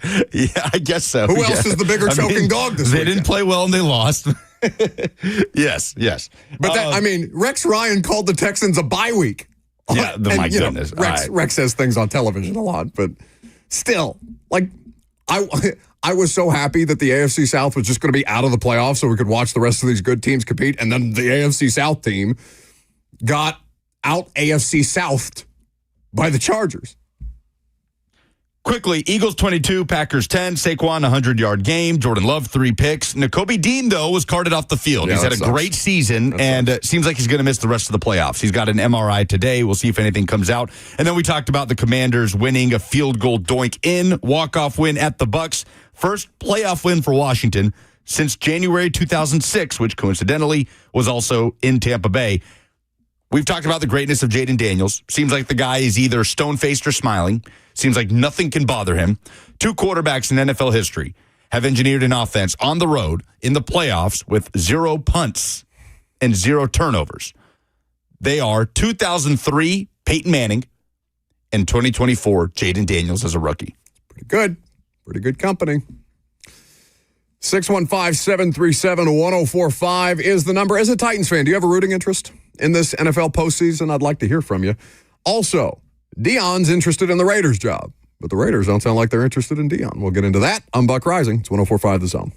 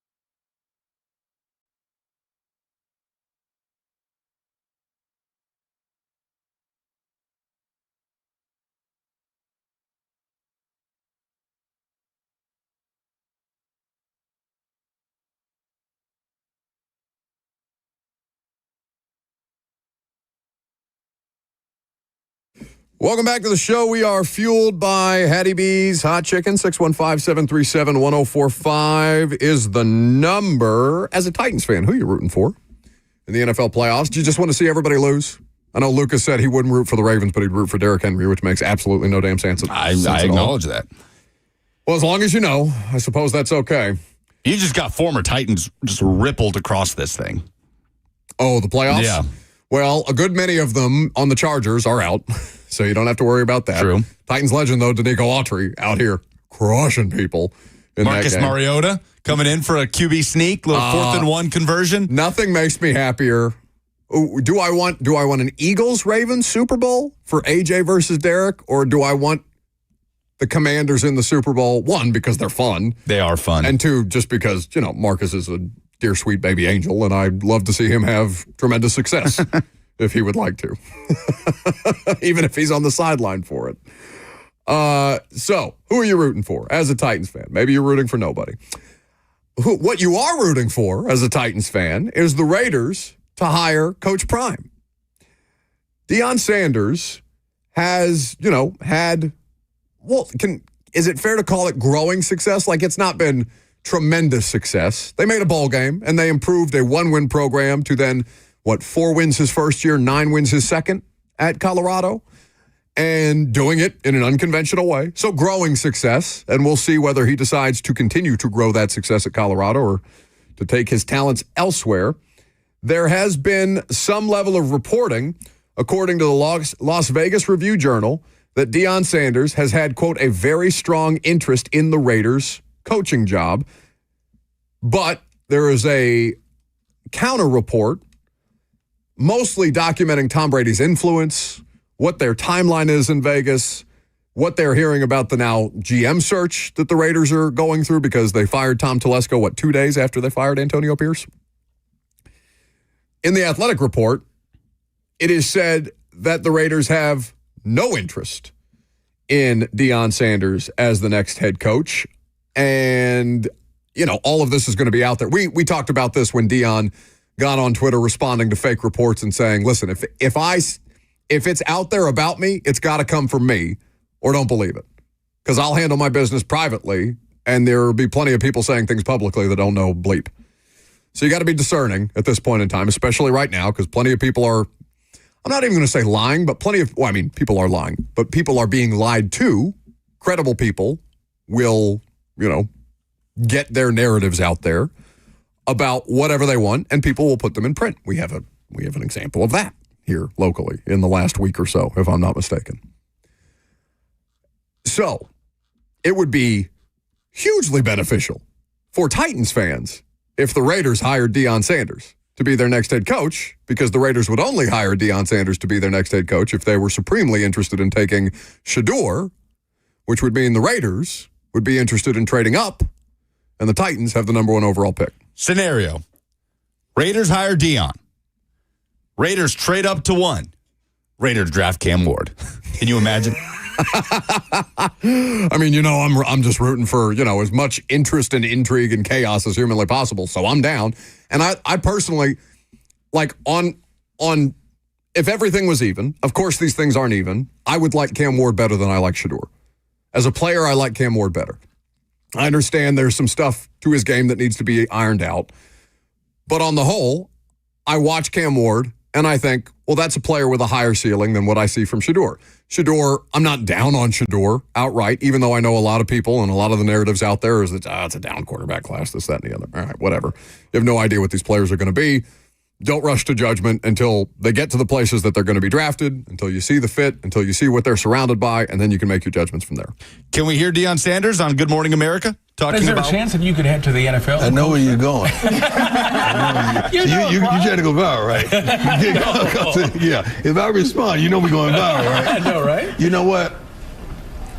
The only way I would consider is to coach my son. Not son. No. Sons. Okay. I think we're going to go viral with that. Yeah. So that's not a no.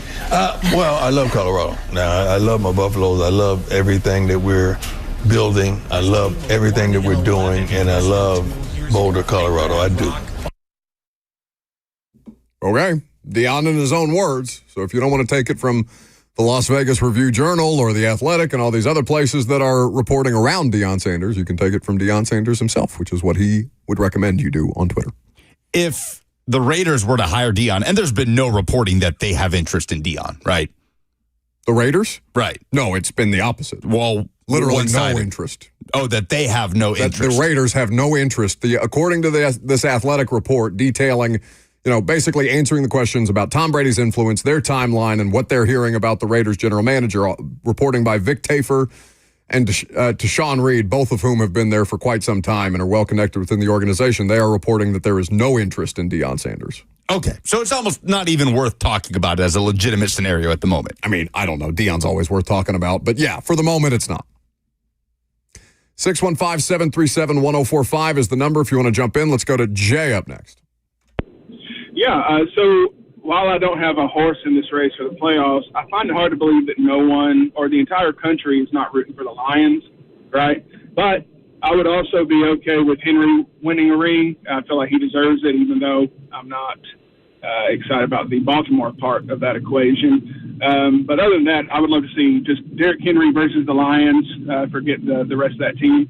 Anybody but the Chiefs and A.J. Brown, him and his book can go to a beach early if it was up to me.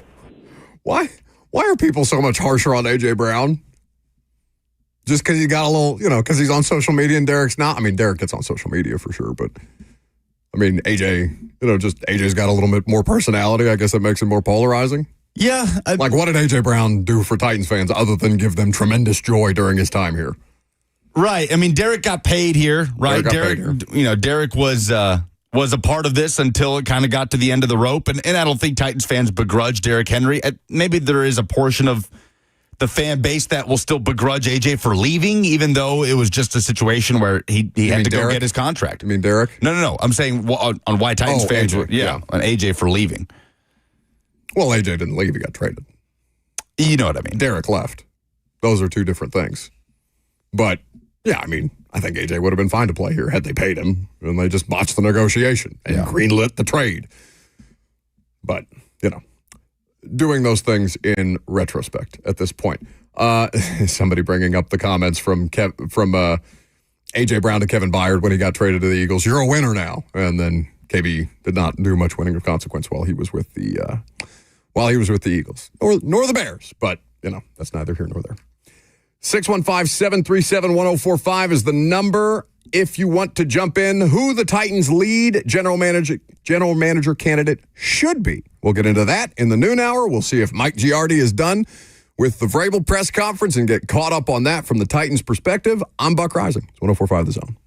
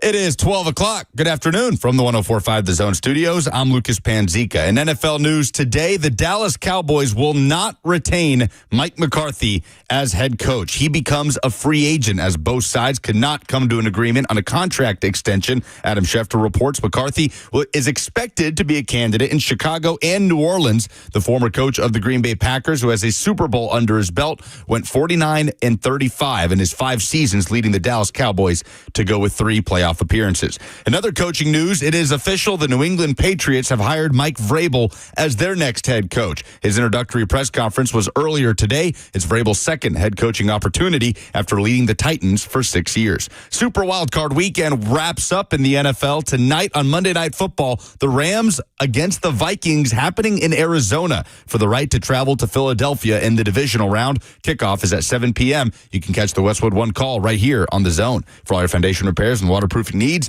visit USSTN.com. Breaking news at once on your home for the Titans and Vols. This is 104.5 The Zone.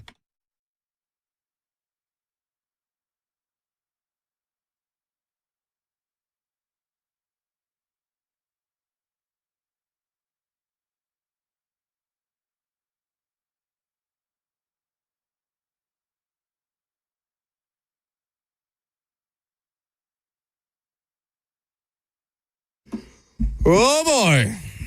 Welcome in on this Monday, or welcome back if you're just now joining us. We're happy to have you. A lot of moving parts today. We have, I've made my thoughts known on the Ran Carthon interview from this morning. No need to necessarily relitigate that. It's available on the Zone YouTube channel. You can check it out if you want to. We didn't spend much time on it because there wasn't a ton of stuff in there that Titans fans wanted answered specifically about it. But if you want to get to know the person, you can do that via the Ramon, Kayla, and Will podcast. And also, I'm sure Bert has it up on the YouTube channel at this point in time. There's also something that is worth addressing at this point. Have you seen, we have Napgate. Napgate's been addressed, right? Can we move on from Napgate? Did you hear the mashup from Friday that Robert put together? Mm-mm. Did you even listen to this thing? What's going? Everything I've referenced, you've said you didn't hear it. What are you talking about? The Ran Carthon interview. I didn't hear the very start of it. Bert made a mashup of, the. I heard he had the thing on about Friday. Right, getting fired on your day off. Yeah, and he had some edits in there. It was well done. Yeah, so you can check that out if you want to. There's also, so what are we calling Jeffrey Simmons' Twitter gate? Thumbgate? Thumbgate? Well, he said he didn't mean to like Thumbgate. The tweet. I don't know. What should I call Most people this? have no idea what you're talking about. Okay. Well, there was Mike Vrabel, now the head coach of the New England Patriots, former Titans head coach. There was a Patriots fan account that put it out there on social media yesterday. Now we just need the Patriots to trade for Jeffrey Simmons, and we'll be cooking. Jeff Simmons liked the tweet. Okay? Said Patriots fan, took a video, took a screenshot of it being Jeff, of it going back to Jeff's actual account. And, it starts more discourse on social media. Yeah? And, it's Jeff Simmons' account. So people like me, Mike Giardi of the, I always say NFL Network, Boston Sports Journal, because obviously Mike's covering the Patriots. John Glennon, we all retweet it because it's Jeff Simmons' account liking this tweet about potentially getting traded to the Patriots. Jeff Simmons has since put out a tweet clarifying the situation.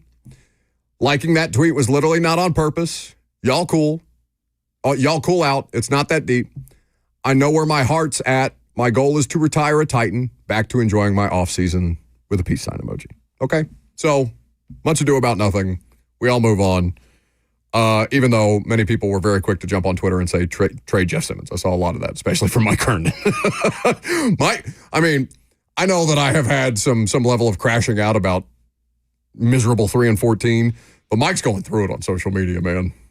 He's having a tough time with the entire situation. Yeah, and see, I believe Mike. I believe it's genuine for Mike because he is a Titans fan. Oh yeah, Mike is a legitimate Titans fan. Yeah, of course. Yeah. No, it's and he has some legit concerns about the direction that the franchise is heading, and I think there's a great many fans who have legit concerns about the direction that the franchise is heading. So that was something that was out there. Jeff has since addressed it. Now we move on. It's such an interesting situation that they're in right now because, You have the number 1 overall pick, and we've talked about how rare it is for a QB-needy team to not take a quarterback with the number 1 overall pick. Mm-hmm. They have 2 picks in the top 100. So it feels like there is, what's the word I'm looking for? There is a lot of stock in either argument of taking a quarterback 1 and taking a swing on a guy or moving back because you need draft capital. You have 8 picks in this upcoming draft and tons of needs. And there's nothing to say. So, okay. We talked about are we going to do this every Monday? Mock Draft Monday? Mock Draft Monday. Come on. I mean, yeah. We're here now. We're here. Senior Bowl's in 2 weeks. We're here now. Okay. Would you? So we did the conversation in the Monday after their season ended. Shedeur or Cam Ward. Now, would you go quarterback or would you not? When you say would you not, do you mean trade back? Or do you mean take Travis Hunter? Would you not? Do you mean take Abdul Carter? Would you not? Would you draft a quarterback with your first round pick as it currently stands, or would you not? It's a loaded question. That's why I'm asking it. It's Sports Talk Radio. We go. It's okay, bud. I'm going to get you through this last 45 minutes. We got it. Well, I would need more information. What did my team do in free agency? That's a fair question. Did my team acquire a veteran quarterback in free agency? This team absolutely should and is absolutely interested in acquiring a veteran quarterback or God help you, retaining a veteran quarterback because you do technically have a veteran quarterback, right. Or you did have a veteran quarterback under contract. Mason Rudolph's contract has since expired or will expire at the new league year. So retain or acquire.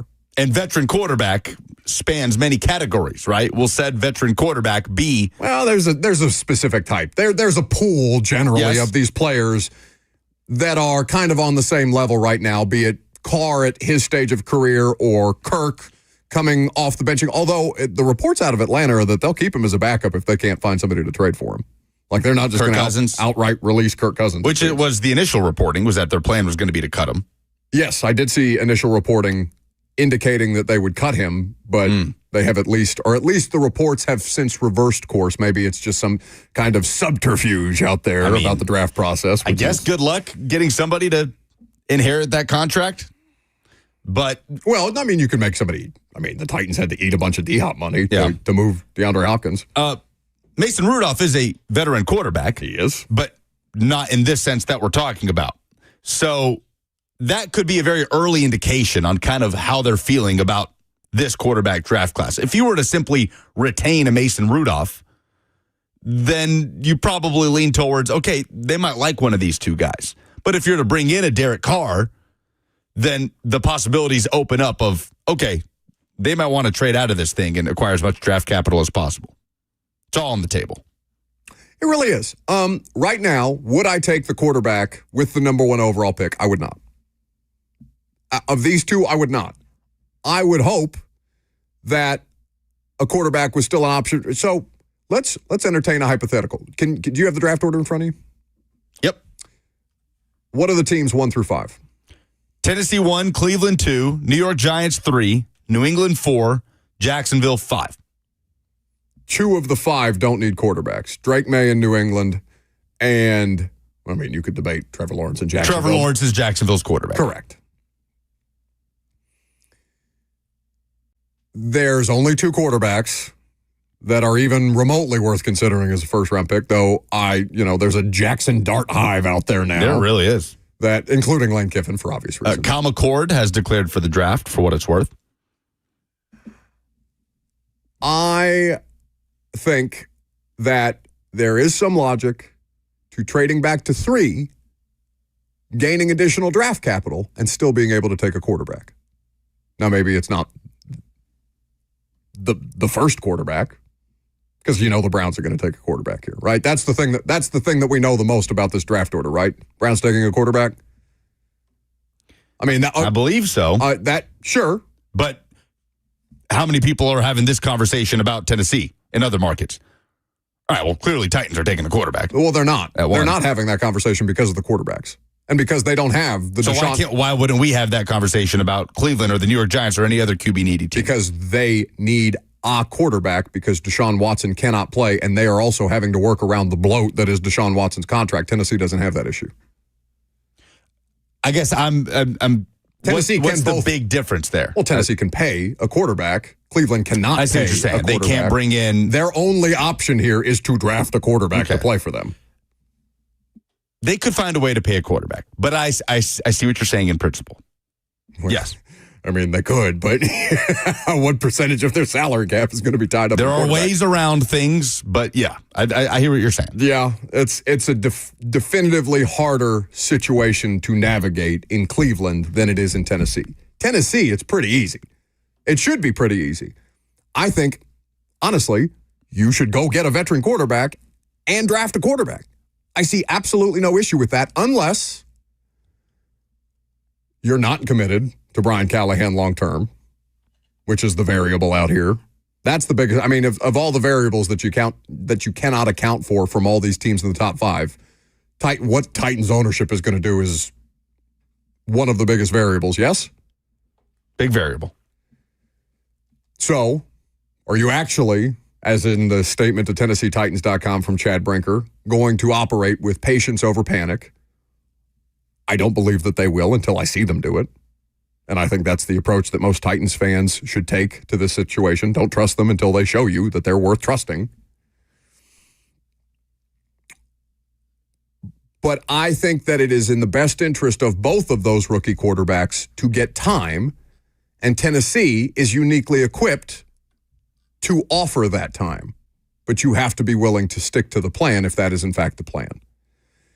Kevin O'Connell's situation is a little bit different, right? Because they never obviously planned for J.J. McCarthy to get hurt. So J.J., not that the injury is a convenience, but it does help you shelf a rookie quarterback who may need time to develop, who may not have been ready to start right away, but could very well have beaten Sam Darnold out for the job if he showed promise. And how much weight does his performance tonight huge hold? Because it can't look like the end of the regular season. Yeah. That was arguably his worst performance of the. I mean, the Jags game was tough. The Vikings Jags game was tough early in the year. I think he threw 3 picks in that game. And some people smarter than me will tell you that those picks weren't on Sam Darnold, like Cosell, but he had been playing great football, excellent football, until that Detroit game where they heated him up and he struggled. I am in favor of taking one of these quarterbacks if you believe in them. If the organization truly believes in them and believes in the operation or the vision that they continue to sell, which is patience over panic, then I am for that. But you damn well better give those quarterbacks that patience. And you better hedge your bets the way that Atlanta did with Penix and Kirk Cousins, the way that Minnesota got to with McCarthy and Darnold, the way that so few organizations don't do and end up ruining these top draft picks before they're ready to actually play. That, to me, signing a veteran and drafting the quarterback would indicate some level of patience. But again, I don't trust them to be patient. Why would I? Look at their track record. 615-737-1045 is the number. We'll take your phone calls on this coming up next. We'll see if we can't smoke out Mike Giardi of the Boston Sports Journal, see what's going on there from the Titans' perspective, given that the Titans, or rather the Patriots, hired former Titans head coach Mike Vrabel yesterday. I'm Buck Rising. It's 104.5 The Zone.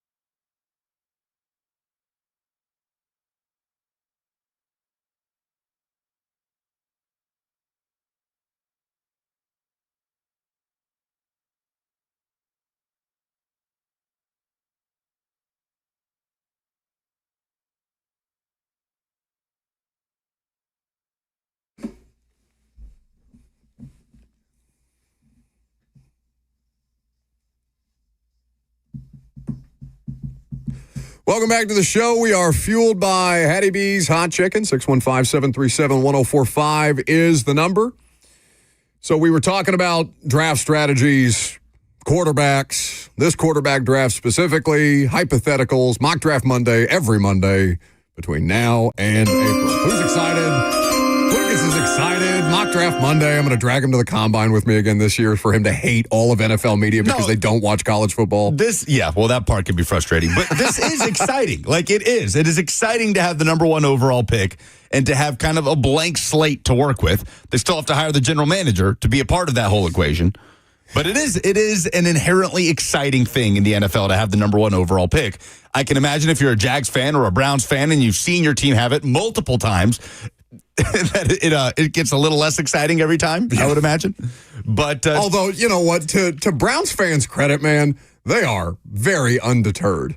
Like they exist in droves that perplex me. Why the Browns have such a passionate fan base for being so god-awful in their history, I'll never understand it, but I respect it. Look, it's not the same because with the Browns, you're talking about literally generations of fans that have had far and few between good moments. But, Tennessee fans for 15 years, like the best fan bases are just that way, no matter how bad things get. But it is, you do tip the hat. Yeah, for sure. So you brought up, you got to know who the general manager is. They've interviewed some general managers, some general manager candidates. Assistant general managers, vice presidents of player personnel, things of this nature. 10 total interviews. Now they'll whittle it down to their second round of interviews. Most of these interviews over the weekend done virtually. So something to keep in mind there. The person who formerly occupied that role, Ran Carthon, was in studio with the morning show today. And, I was critical of the interview. There's questions that Ran Carthon, because of an NDA, cannot answer. My position was, ask him the questions that he can answer, that the fan base is interested in, and he doesn't need to be in here for an hour because, respectfully, I don't really care if I'm a Titans fan about what music Ran Carthon likes to listen to or his position on Kendrick Lamar versus Drake or any of these other things that were covered this morning that I was a bit critical of. They did ask him about Cam Ward and Shedeur Sanders, and obviously that would be good perspective that is worth having. So let's hear Ran Carthon's answer on the 2 potential first-round quarterbacks in this draft class. Yeah. No, I think both of those guys are worthy, are capable of being starters, in the National Football League, and I think they've shown that in their play. The cool thing about, if you look at both of their situations, they both started at other schools, other programs, and then came in and continued to lead programs to success. Yeah. You look at Cam, started at Incarnate Word, and then, Washington State, and then Miami, and then you look at Shedeur. I think people forget that Shedeur coming out was a FAU commit to Willie Taggart. That's right. At the time. Yeah. And then, went to Jackson State, won at Jackson State, went to Colorado, lifted that program up, and had them in contention for, a conference championship. So I think both of those guys, they're more than capable of being starters in the National Football League. Willie Taggart, who is doing what now? Good question. He's Derrick Henry's position coach in Baltimore. Is he really? He's a running backs coach. I feel like you brought that up before, and I had the same reaction because I've since forgotten because that was a couple of months ago. But either way, good for Willie Taggart. So what does that mean, actually, that they have the potential to be starters? Will Levis had the potential to be starter in the NFL. He was a starter in the NFL. He wasn't a good one. I guess, every one of these guys Brock Purdy had the potential to be a starter in the NFL, even as Mr. Irrelevant. Now he's turned that into something obviously much greater. He's been to Super Bowls, Brock Purdy. He hasn't won one yet, but still. What does it mean that they have the potential? Potential is what the draft is about to an extent.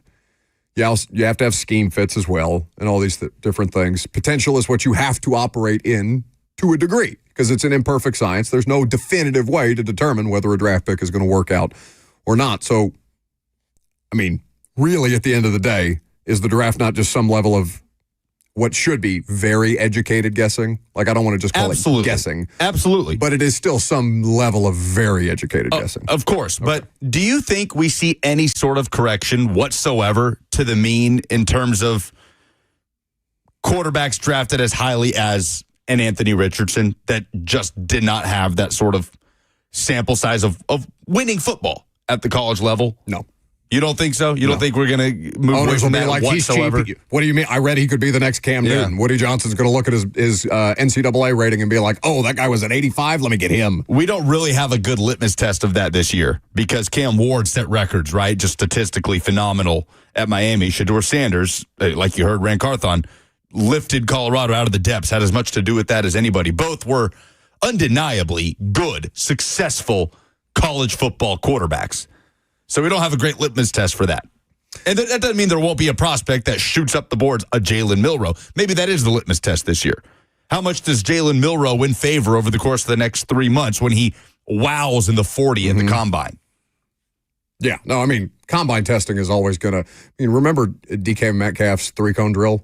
People were freaking out about, and then DK Metcalf ended up being fine because he's a freak. Yeah. Just a total freak. Yeah. And he can do these things at a college level. No cones on a football field. No, It's crazy. I mean, some things are applicable. It's kind of like the conversation between people who are just about ball and film is the only thing that matters versus the analytics department discussion, right?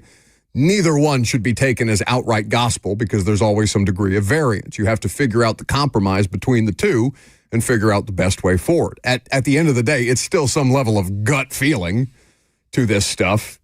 You just have more numerical data to back up or to reinforce your points or to be able to further analyze things. It's not something that one has to be taken explicitly as gospel over the other. 615-737-1045 is the number. I want to circle back to that Ran clip because I want to ask you a question. I want the two of you, because people are going to, just call me a hater if I give you my position on it without asking your opinion on it. And maybe I'll ask the audience opinion on it here in just a second, but let's take some phone calls. Let's start with James. Yeah, good afternoon, guys. Thanks for taking my phone call. Before I get into what I think we should do with the number one pick, I want to ask you all, and I think you kind of hinted around it on it while I was on hold.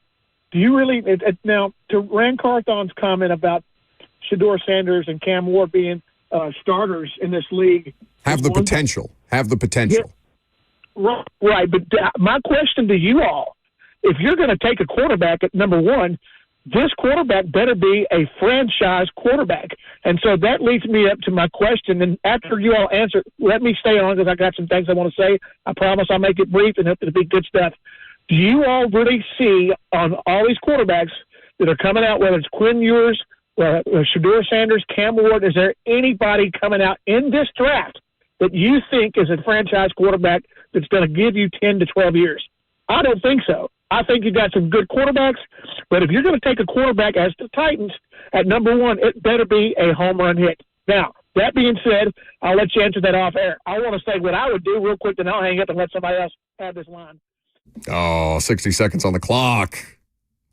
By the way, Quinn Ewers hasn't made any ultimate decision. Yeah, but he said he lost Friday, but he said he doesn't expect to be playing college football next year in that sit-down interview with Pete Thamel on ESPN. Yes, but Carson Beck also declared for the NFL draft and then announced he's transferring to Miami.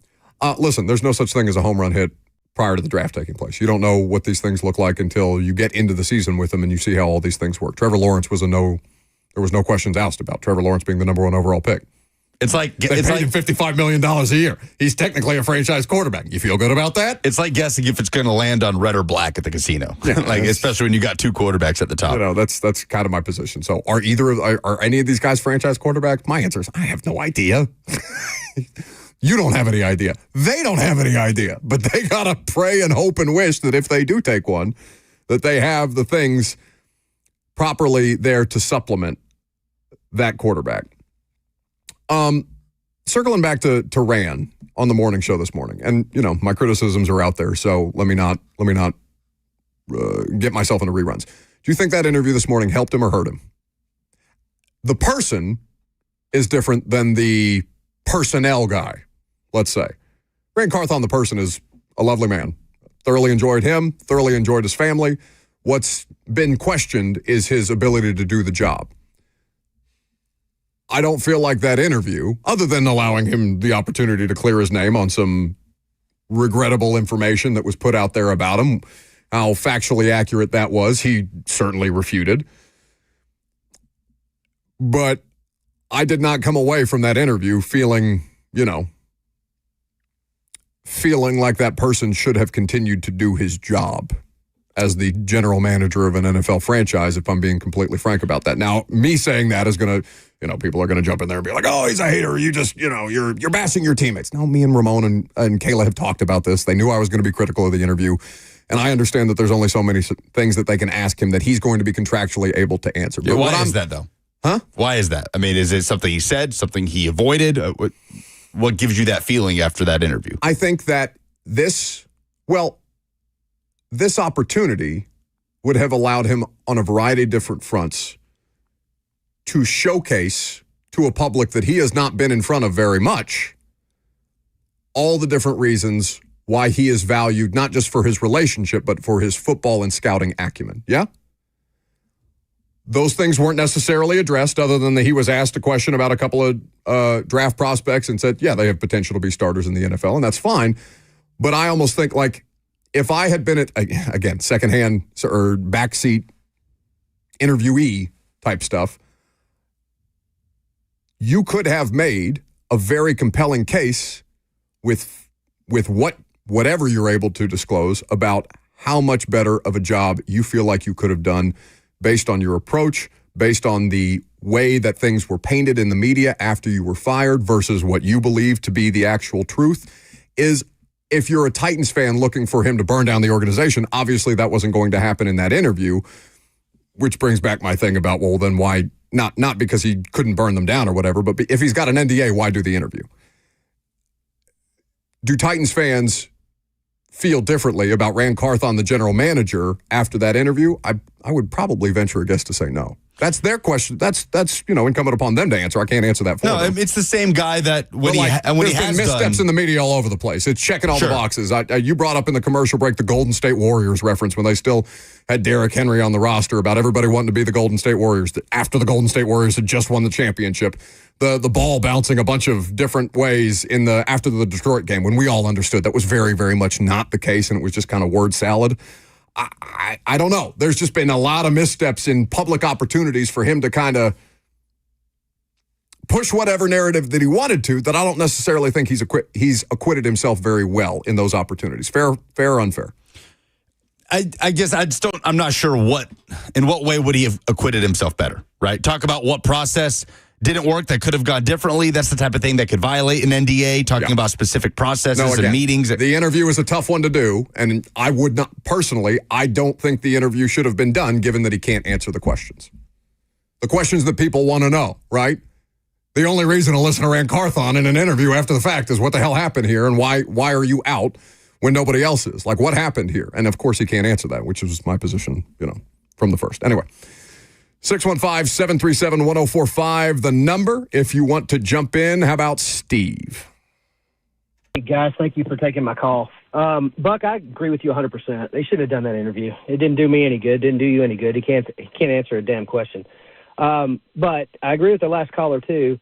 Look where Shedeur was recruited. Look where Cam Ward was recruited. Do you want to get them as your franchise quarterbacks? Thirdly, I'm not saying they're trash, but the eye test, they ain't passing my eye test. They're going to have to get you to the next level. But here's the big thing that I will say. This is all I know. Brian Callahan does not want to coach a rookie quarterback. That's pretty doggone apparent.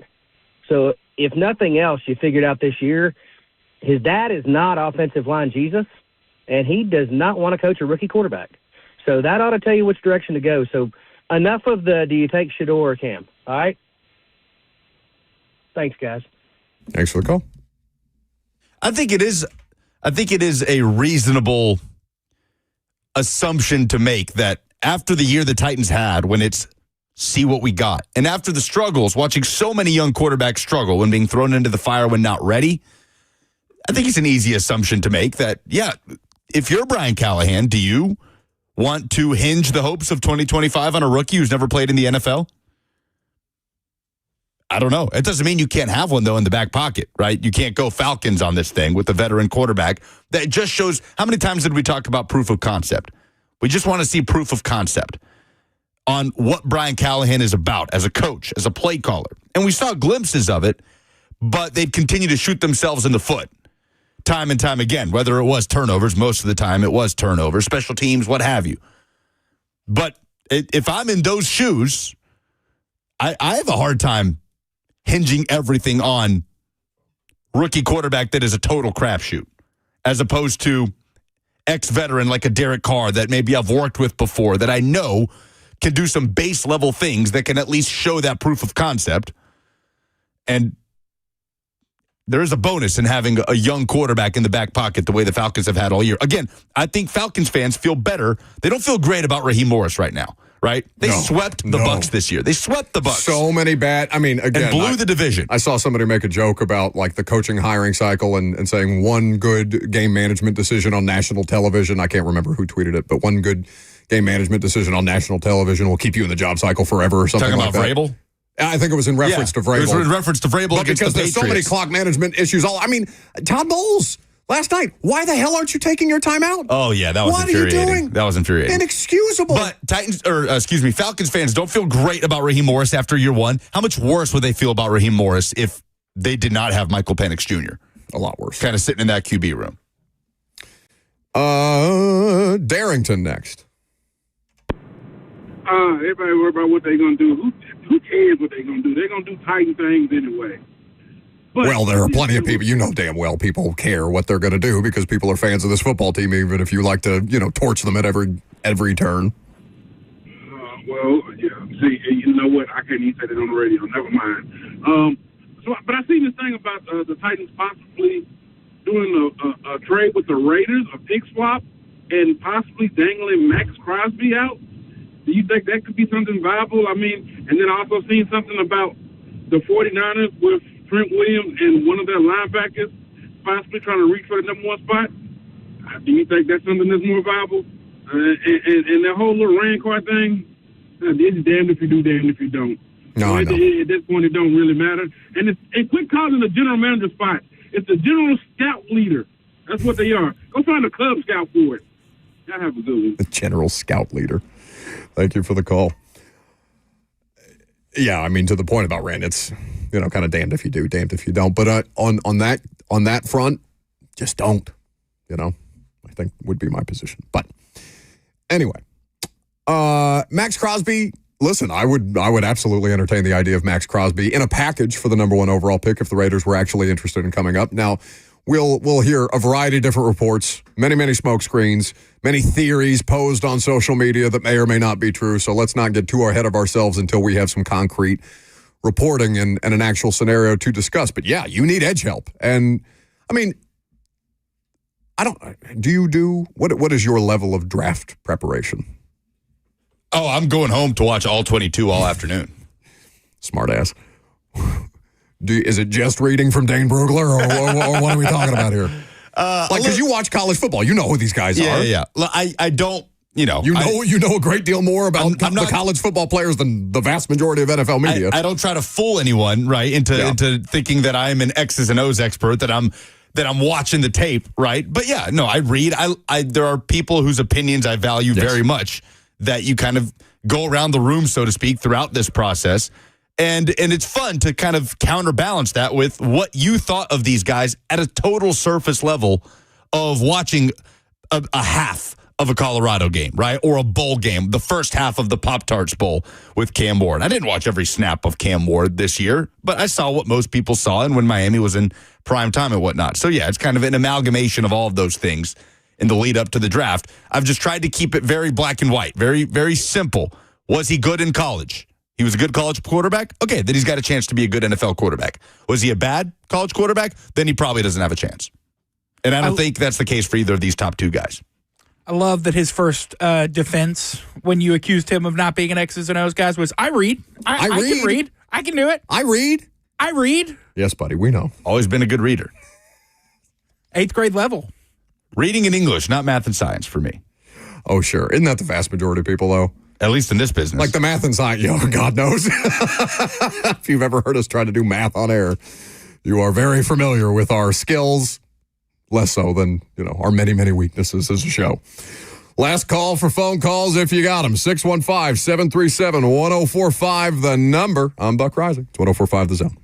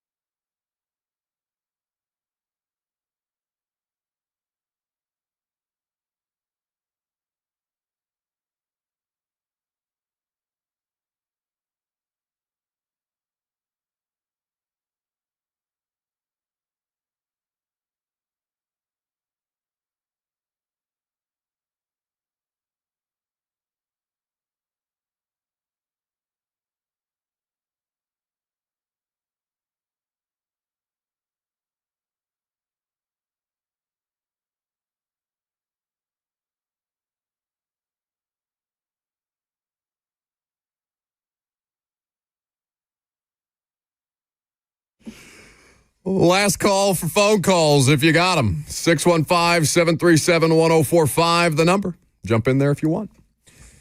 How about Barry up next? Hey, Barry. Hey, what's up, guys? Hey, couple quick things. As a season ticket holder, currently right now, I'm okay with a draft haul if somebody wants to move up or take one of the quarterbacks. But I'm probably more in favor of the quarterback and hoping they're going to turn into like a Jaden Daniels did this year. But my main question is, I look on social media, the Giants and Vegas Raiders fans, and they're pissed that they won games and not get a chance at one of these guys. Our fan base seems to not want one of these guys. I know I haven't studied them, but what am I missing out there? What are you missing in terms of what Titans fans on why they don't want Ward or Sanders? About these? Yeah, what am I missing? I haven't studied these quarterbacks. What am I missing on these quarterbacks that make our fan base not want to take one? Okay. Yeah, I think it's two parts, right? Shedeur holds the ball too long, and you just got done with a quarterback that holds the ball too long. The BYU game is not the only example of that, but he took some awful sacks in that game, and he knows he plays behind a bad offensive line or a less than offensive line, so you would like the awareness to be better. Also, he's got Travis Hunter, right? Travis Hunter will make a lot of people look considerably better than they might otherwise be at the collegiate level, and the Titans skill position players are very much in question right now. On the Cam Ward part of things, there's a lot of turnover-worthy plays, and he's the only reason that they won as many games as they did. The defensive coordinator got fired after the fact at Miami. He was bailing that defense out all year long. Strength of the schedule also was not good. He wasn't facing the best defense. He had to bring them out of a lot of less than advantageous situations, but he also does, like, if you put some of the Will Levis stuff up against Cam Ward, you would see some similarities, except Cam Ward is a significantly better collegiate quarterback than Will Levis was. Yeah, at every level that he's played at. It's where he has played at the lowest of the low levels with Incarnate Word, and then to the Pac-12, and then to the ACC, and he dominated at every single one. Yeah, it's very easy to understand based on what the Titans fan experience just was and looking at these two particular players, what they would see in their current quarterback situation and not love. The two biggest knocks on the two guys is holding the ball too long and turnover-worthy plays. Well, be careful with the Ward Levis stuff, and I know what you're saying. Like it feels like every time Nick Saban would crank up the tape on College Game Day talking about Miami, he'd make a quick note about how Cam Ward a little loosey-goosey with the ball hanging out, right, when he's running around. And ball security is a big thing with him. But he threw 7 interceptions this year. Will Levis threw almost twice that in his excellent year that he had with Liam Cohen in 2021. That's a fair criticism, or a fair point by you. I think that will just draw people to conclusions that I don't think are there. But in principle, you're right. I mean, that is kind of the improvisational aspect of his game. You literally see some of these sidearm shovel type of things that you saw Levis do. But again, they didn't result in the disasters that Will Levis did because it's at the collegiate level. He's not playing, he's not out there against the Jets defense in week 2 or something like that, or the Bears defense in week 1, where these mistakes can very quickly be capitalized on, and all of a sudden they're a pick six when in college it may be an incompletion or just on to the next play. The prevailing opinion, I heard Matt Miller on 3HL last week about these two guys, is they wouldn't be in the top 5 of the quarterbacks taken in last year's draft. And maybe that's a flawed argument to keep banging the drum on, because that was an excellent quarterback class. We're seeing that now. Those guys have made an impact as rookies. Those guys are showing a lot of promise, the ones that didn't get to start as rookies.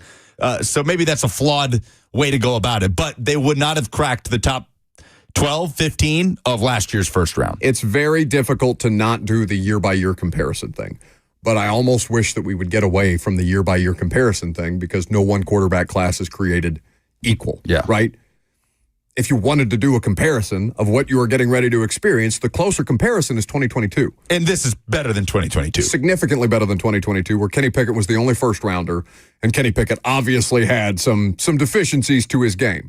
But it is closer to 22 than it was last year. Michael is next. Hello. Hey, so I noticed that most of our fan base rather trade back the pick and draft the end, Abdul Carter. But I noticed watching a lot of games this year, a lot of teams that had a horrible season had pretty good edge rushes and had bad quarterback play. Now, with the Titans drafting, I don't have a problem with going with Abdul Carter. I feel he's a beast. But why not take a chance with a quarterback as the number 1 pick if we have nothing to lose? Titans had a 3-14 season. the main issue people have with taking a quarterback, they don't want to be wrong. But if we are wrong, we don't have nothing to lose. I mean, going the veteran quarterback route is not guaranteed anything other than a mid-season. And going to trusting next year quarterback draft, I don't see anybody in the next draft that is far ahead than Cam Ward and Shadur Sanders. So I just want to know why is edge rushers getting so much look when T.J. Watt and Myles Garrett and Michael Parsons are having bad seasons with bad quarterback play.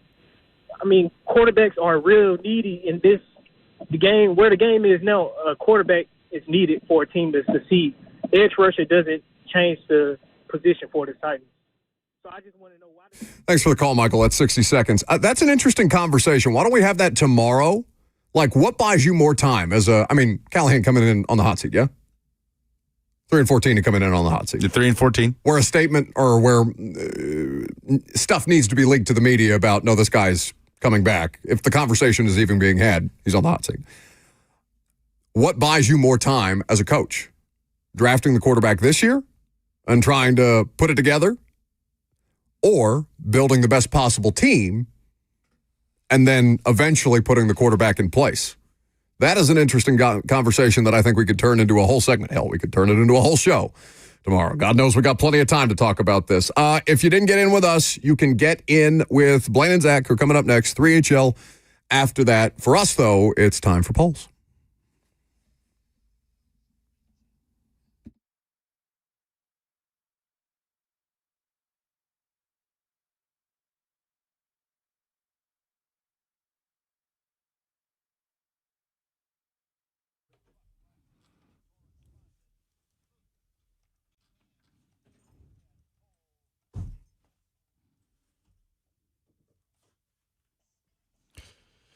Timely Monday Night Football tonight. You can hear it on The Zone, courtesy of Westwood One, Rams, Vikings in Arizona for that final divisional round spot. Polls are presented by Two Rivers Ford, the South's most trusted Ford dealer. What is Mike Vrabel's ceiling at New England? Alex says playoff level coach, but it's too early to tell whether or not May will be good enough to take them to an AFC title and beyond. Yeah, it's a legitimate, good look at how good a coach he might actually be, because they're also basement dwellers like the Titans are, and their roster isn't, it's in at least as bad a spot as the last Titans team that he coached.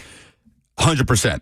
He will have to do something we've never seen him do, right? And that is dig a roster out of the depths with significant say in personnel and turn them into a contender.